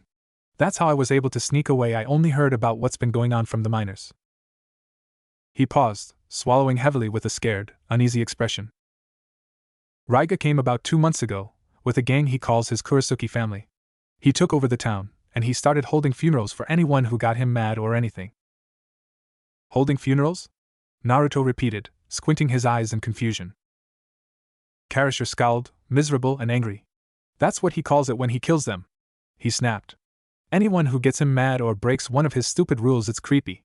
He even cries as if he really cares. Ninjas are all so messed up. He flinched as soon as the words were out of his mouth, realizing a moment too late that he was surrounded by ninjas. However, none of them berated him or made any protest. I guess that's how it seems to a civilian, Naruto said, chuckling awkwardly. After all, it had been like that for him and Kushina as well, when they traveled between the small villages across the countryside. Even the small amount of training Kushina gave Naruto, for self-defense, set him apart from the civilian children, who might have been impressed at first, but were also wary in the end. We can discuss the rest of your information as we travel, Baki spoke up, breaking the tension. Naruto, you're on transport duty again. Let's go. It took a shinobi about a day and a half to travel to most parts of the land of rivers from hidden sand, compared to almost a week it had taken Karasher to reach the village alone, and they arrived in the early afternoon, a day after setting out. Setting Karasher back on his feet, Naruto stretched with a groan. He really had no idea how Gaara and Kankuro could stand to carry around such bulky weapons. The Kurasuke family patrols start around here, Karasher said, shifting and glancing around nervously. I'm gonna head to the shop to check on Mom. Not that I'm scared or anything. Not like anyone would blame you for being scared. You're a civilian, Kankuro thought irritably. Maybe I should go with him, he suggested quickly. It would look bad if the client got killed because we didn't protect him properly. Kankuro's cowardice, though he would insist it was practicality, made Baki sigh again. He could also read clearly the look Kankuro sent him, since their real purpose was to see how Gaara would do against a high-level opponent. There was no real need for Kankuro to hang around, right? The look Baki sent back was full of irritation. I'm fine by myself, Karasher said quickly. Even just seeing how easily a boy younger and shorter than him carried him across the countryside made him even more leery of shinobi in general. I'd rather not be connected to you guys. No offense. Baki's expression shifted into a frown, and he said, unfortunately, it's too late for that. Kankuro and Naruto glanced at him in surprise. Kankuro's eyes narrowed as he looked between the Jonin and Gaara, who looked the same as always, but there was a subtle sense of readiness that had been absent before. There was an enemy approaching, Kankuro realized, probably one of the aforementioned Kurasuki family patrols. A moment later, 3 of Raiga's gang, all into the same featureless black cloaks, stumbled around the bend on the road, from the direction of the mine. Jaya! Naruto and the 3 Kurasuki family members screamed in surprise as they caught sight of each other. Pointing in the other ground's direction, all 4 exclaimed, "Who the hell are you?" Kankuro and Baki resisted the urge to bury their faces in their hands. His stealth and detection skills desperately need work, Baki thought. Kankuro's too, for that matter. We'll definitely focus on that when we return. We're shinobi from Hidden Sand. We're here to take down Kurasuki Raiga and free the mine, Naruto declared in response to the thug's question. You got a problem with that, you small fry? Small fry? We're members of the Kurasuki family. Don't look down on us, the thugs yelled back. Losers like you don't stand a chance against Raiga-sama. He'll be holding funerals for all of you. We're the ones who'll bury him. Just try it. We will. It's like watching chihuahuas bark at each other, Kankuro muttered. What's this we anyway? You're the weakest on the team. You're practically dead weight, you know. They saw me. They saw me, it's over. Karasher moaned, trying to cover his head with his arms. We're dead. Mom, I'm sorry. That's right, you're gonna pay for this, one of the thugs sneered. I recognize you. You're from that dingy little shack. We'll burn it to the ground. The Kurasuki family assumed their fighting stances and extended a trio of short claws from each of the heavy gloves they wore. For all their attitude, the 3 enemies didn't seem to be above Genin level, if that. While they could enforce Raiga's law in a small civilian town, they should be no match for actual, trained shinobi. With that in mind, Baki fell back to guard their client and let the kids handle the situation. Don't worry, he told Karasher quietly. Even if they're seen at you, it won't matter. They won't have the chance to tell anyone. Karasher didn't appear comforted. If anything, his fears seemed to only grow greater, of all the people he was surrounded by. Kankuro quickly fell back as well. Although that was normal and acceptable in a puppeteer, he made no move to actually enter combat. I'll need to deal with that too, when we return, Baki thought, adding to his mental list of training to be done. Naturally, Gaara can be relied on for combat, but Kankuro shouldn't be so passive either. Indeed, Gaara-san had already appeared, gathering and darting toward one of the cloaked thugs. To his credit, the man didn't freeze completely at the sight. If anything, he seemed overconfident. Smirking, he shifted and suddenly began to spin in place, his black cloak swirling around him faster than the eye could follow. Gaara-san surged forward, moving to wrap around the thug, but it was easily repelled, thrown away from the spinning black tornado he had become, similar to the Senpujin jutsu Naruto had been taught. Coming out of his technique, the family member landed only a little unsteadily on his feet and laughed. You don't stand a chance against us, he jeered. Raiga-sama has taught us a lot, including this Kuro Tatsumaki technique. You're finished, another thug yelled, charging with his claws at ready. Unfortunately for him, he chose Gaara as his target. Gaara remained motionless even as the enemy slashed at him, the automatic sand shield rising up to block the attack. The sand reached out to capture him, but the Kurasuki family member quickly launched into his technique again. The black whirlwind and the claws hidden within clashed with Gaara's sand shield for a moment. Gaara's eyes narrowed, and more sand surged at his opponent, shoving him away forcefully. Raiga's minion stumbled, knocked out of his technique, and Gaara's sand easily wrapped around his legs, immobilizing him. Gee, get it off. The man stuttered, terror beginning to creep into his voice. One of his allies snarled and darted forward to attack Gaara, but the sand shield blocked him easily. The third of the group had stayed back until then, watching the exchange short as it was. He could see the direction the fight was taking easily. His shadowed eyes slid over the sand team Baki and Kankuro standing back with Karasher, Gaara already ensnaring one of the family in his sand and about to capture another, and finally Naruto, who stood a little to the side, ready to help but not quite certain where and how to best act. His choice was obvious. The final Kurasuki thug charged toward Gaara, only to turn suddenly as the sand moved to intercept him. Instead, he spun to attack Naruto, who ducked a claw slash but couldn't move fast enough to dodge a knee to the stomach. He gasped, momentarily stunned, and his opponent used the opportunity to get behind him and put him in a headlock. Raiga's man had more than a head on Naruto and easily lifted him off the ground with just one arm around his neck. Naruto gagged, pulling at the man's arm and kicking his legs uselessly. He couldn't breathe and felt himself on the verge of panic. They talked about hostage situations, but not from this end. For a moment, all those present froze. Release them and leave, the third thug ordered, bringing his free hand's claws closer to Naruto's face. Or I'll carve up this little brat. Kankuro snorted. Go ahead and try, he called out, though his voice shook a little under his sneer. Like we care about him. He cut off suddenly as Baki made a sharp gesture. Almost imperceptibly, he jerked his head toward Gaara. Kankuro glanced at his sibling by blood with growing trepidation and barely suppressed a flinch at the sight. Gaara stood absolutely still, his sand equally motionless, staring at the last enemy with a particularly blank look, a look that somehow promised a lot of very messy death. Coughing, Naruto squirmed. Why me? He wondered angrily. Am I really the weakest on our team? He gritted his teeth and kicked as hard as he could at the knee of the man behind him. The thug gasped, but his grip remained firm. You brat! He swore, digging his claw into Naruto's cheek. Stop squirming! And you! Release them now, or I'll carve this punk's baby face off. To prove his point, he slowly dragged his claw down Naruto's left cheek, along the 3 birthmarks. Gaara shuddered. Naruto's blood, he muttered, staring at their enemy and their teammate fixedly. Instinctively, Kankuro backed away, almost stumbling over his own feet. Oh shit, he thought. Gaara, Naruto thought. I have to do something. He let go of the arm holding him up with one hand, gagging as more pressure was put on his neck, and clumsily pulled out a kunai from his weapon pouch. All at once, hell seemed to break loose. Naruto slammed his kunai into the man behind him, scrapping it over a rib before managing to wedge it in. The Kurasuki thug screamed and dropped his hostage, who scrambled away just in time. Leaving Kankuro to deal with Karasher, Baki flickered to his student's side. Around them, the screaming started. Die! Gaara roared. You won't get away! Sand filled the air, like a sandstorm in the desert, and in a moment all 3 Kurasuki family members were completely engulfed. They had only moments to scream in terror before the sand squeezed and erupted in blood. But instead of quieting down after its feast, it continued to swirl and dance violently even as Gaara bared his teeth and trembled. Shaking his head to clear it, Naruto scrambled to his feet. Hey! Gaara! He called out, his voice shaking a little. Gaara's attention snapped to him. Thanks!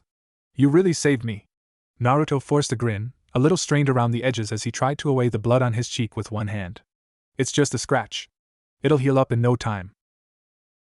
The reassurance seemed to help a little, though Gaara's expression remained uncharacteristically strained. But then, it had been a long time since he had cause to feel concerned for another's well-being.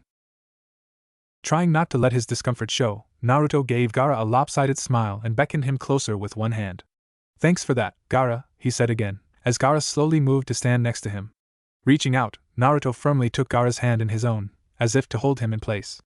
I thought I was a goner, for a moment, Naruto added, chuckling. That was probably unwise, given the way Gaara twitched. But he seemed at least a little calmer and not about to attack anyone, so Baki quickly turned his attention away. Instead, Baki approached Gaara's victims cautiously. Crouching by the nearest body, he shifted aside the sand which quivered oddly but made no aggressive move and pulled off one thug's gauntlet, mindful of the claws. It seems there is no poison on the blades, he noted. That's good. If that is the extent of the Kurasuki family's abilities, we should have no difficulties with them from here on out. Yeah, if Naruto doesn't get taken hostage next time, Kankuro snorted. Naruto glared bitterly, but didn't defend himself. Next time, Gaara spoke up, making Kankuro jump in surprise. I'll protect you. Naruto drew out uncertainly, as he stared at Gaara in shock. He wasn't the only one. Thanks, but I'll do my best too. I won't get caught off guard again. Baki sighed. It's good that you're so energetic, but it may be wiser to rest for the night and begin our mission tomorrow. We need to formulate our strategy. And we still need to get our client off the battlefield. As if finally remembering about their client, the Genin turned to look at Karasher, who flinched under their gazes. His eyes were wide with terror, and his entire body was trembling as he tore his horrified stare away from the corpses of the former Kurasuki family members and slowly turned toward the Sandnines. When Naruto tried to take a step toward him, Karasher all but threw himself back. Stay away! He yelled, his voice breaking fearfully. Stay away from me, you mons! It's okay now! Naruto burst out, cutting him off. He held up his hands pacifyingly. It's okay, you don't have to be afraid. Just leave everything to us, and we'll take care of things. Karasher shook his head, his eyes locked on them, the whites all too prominent. You just stay away from me, he stammered. All you ninjas just hurry up and leave our town. Taking a trembling step away from them, then another, Karasher finally spun around and ran. Baki's heavy hand on his shoulder kept Naruto from trying to follow him. Let him go, the Jonin said. It's only natural for him to be afraid. Since he won't be paying the mission fee, it doesn't matter. Focus on the mission. Frowning, Naruto glanced between his team leader, the trail where Karasher had long since disappeared from sight, and finally at Gaara, who resembled a statue as he stood motionless and expressionless. Feeling Naruto's gaze on him, Gaara looked in his direction and their eyes met. Somehow, his dull look was worse than anger would have been. I guess you can't expect anything else from a civilian. Forget that wimp, Kankuro said quickly, in the uncomfortable silence. Maybe it was Tamari's words that made him think about Gaara more than before, but even he felt awkward and guilty, especially knowing that Karashi's reaction was the same as most of the village, both shinobi and civilian. Why yeah, Naruto agreed, trying to offer a smile. It'll be okay. We'll make him acknowledge us. He'll come around, after we take down Raiga and free the mine. Hopefully. At the main entrance to Katabami Gold Mine, work continued as usual. Miners, all heavily burdened and weary, moved in and out of the central passages that led into the mine, carved side by side into the cliff. Many of the miners barely dragged themselves along, but none dared to stop, under the watchful eyes of the black-cloaked Kurasuki family. Unnoticed by the gang, another group was also observing the scene. A man and 3 children crouched on top of the cliff, carefully concealed from those below. All of them wore headbands with the same symbol, a spiral and a leaf. Guy-sensei! One of the boys exclaimed, turning to the adult. They were almost identical, dressed in the same green spandex, with the same bowl-cut black hair and the same thick eyebrows, except for size and the vest the man wore. This is unyouthful. Injustice. We cannot allow this to continue. Guy stroked his chin thoughtfully. I understand your feelings, Lee. I am also saddened to see this happen so close to my favorite curry shop, when I had been so looking forward to taking my cute little students there as a reward for a well-completed C-rank mission. He clenched his fist dramatically as tears streamed from his eyes. Leave them, the other boy grumbled, this one dressed more conservatively, his dark hair worn long. What stood out the most were his pale eyes, with no pupil. If they are too weak to help themselves, this servitude is their fate. Niji, the girl of the group reprimanded. That's just cruel. It's not a mission, but we can't just abandon them in good conscience. Some bandits shouldn't be a problem for us anyway. Though most things about her were serious and practical, her pink top and twin buns gave her a cute, feminine look. Also breaking out in tears and sparkles as well, he grabbed both her hands in his own. How youthful, Tenten! He said happily as the girl tried to edge away from him.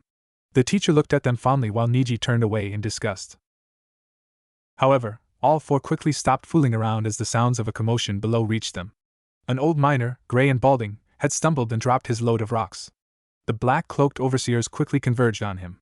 One kicked the old man in the ribs, yelling something. Guy-sensei! Lee yelled, tensed and ready. At his teacher's nod, he flickered out of sight, reappearing below. The fight was short. Lee knocked out each of the guards with just one well-placed strike. As they fell to the ground around him, Lee reached out to the old man they had been attacking.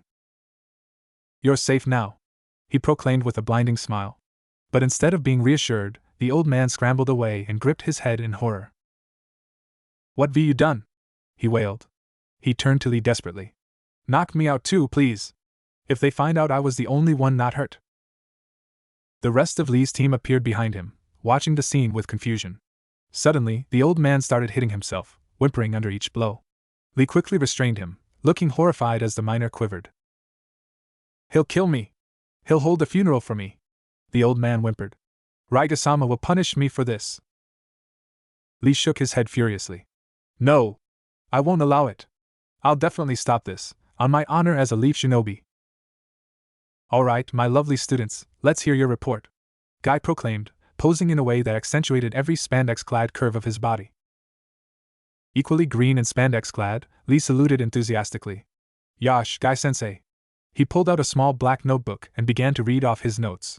Katabami Gold Mine and the nearby settlements have recently been taken over by an armed gang called the Kurasuki family.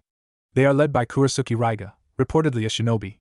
The Kurasuki family have oppressed the miners, forced them into unreasonable labor, and have killed many for minor or imaginary offenses. Snapping his notebook shut, Lee looked up with fire in his eyes. In other words, they are evildoers. Wonderful, Lee. Anything to add, Niji Tenten? he asked, turning to his two other students. Niji crossed his arms, his expression still displeased. This little gang has at least 11 members. They appear to vary in ability, but none are above high Genin level. He shrugged. They will present no obstacle to us. Although he beamed proudly, Guy quickly turned serious. I have knowledge of Kurasuke Raiga, if it is indeed him here. He is a former member of Hidden Mist 7 Ninja Swordsmen. He studied of his students. Although they've grown quite a bit in the year we've been together, Kurasuke Raiga is far beyond their abilities. Still, I can't just turn around and run. If it comes to that, I will protect them with my life, he thought. Yash! I've decided, Guy exclaimed. We will split up. I will search out and face Kurasuke Raiga while you, my dear students, find and neutralize his minions.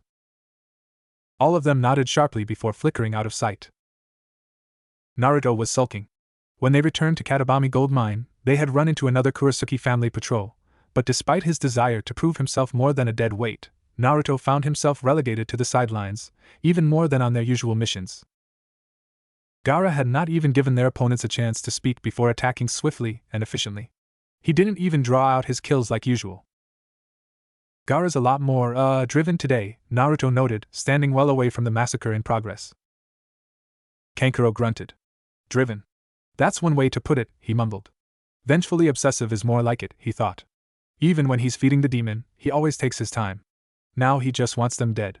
Looks like I'll have to be nicer to the pipsqueak after all. Keeping a firm hand on Naruto's shoulder to make sure the boy didn't do anything stupid, Baki chose not to comment. I should have known there's no chance Gaara would just get saner. No, of course not, Baki lamented in the privacy of his mind, his expression carefully stoic. He just went from homicidal to overprotective. But his thoughts were suddenly interrupted.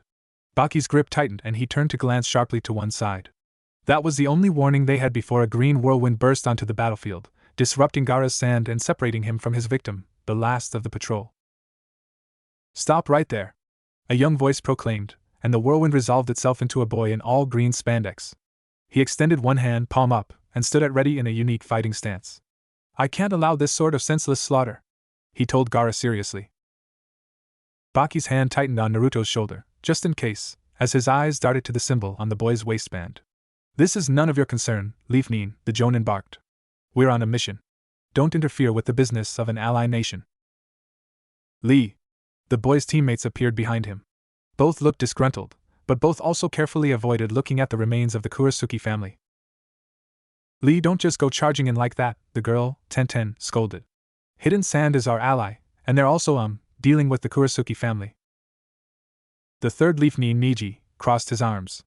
If they have already been hired to handle the situation, then there is no need for us to be here, he pointed out, clearly disgruntled. Let us leave. Unfortunately, a peaceful resolution just wasn't in the cards. Don't interfere, Gaara ordered flatly, glaring at Lee.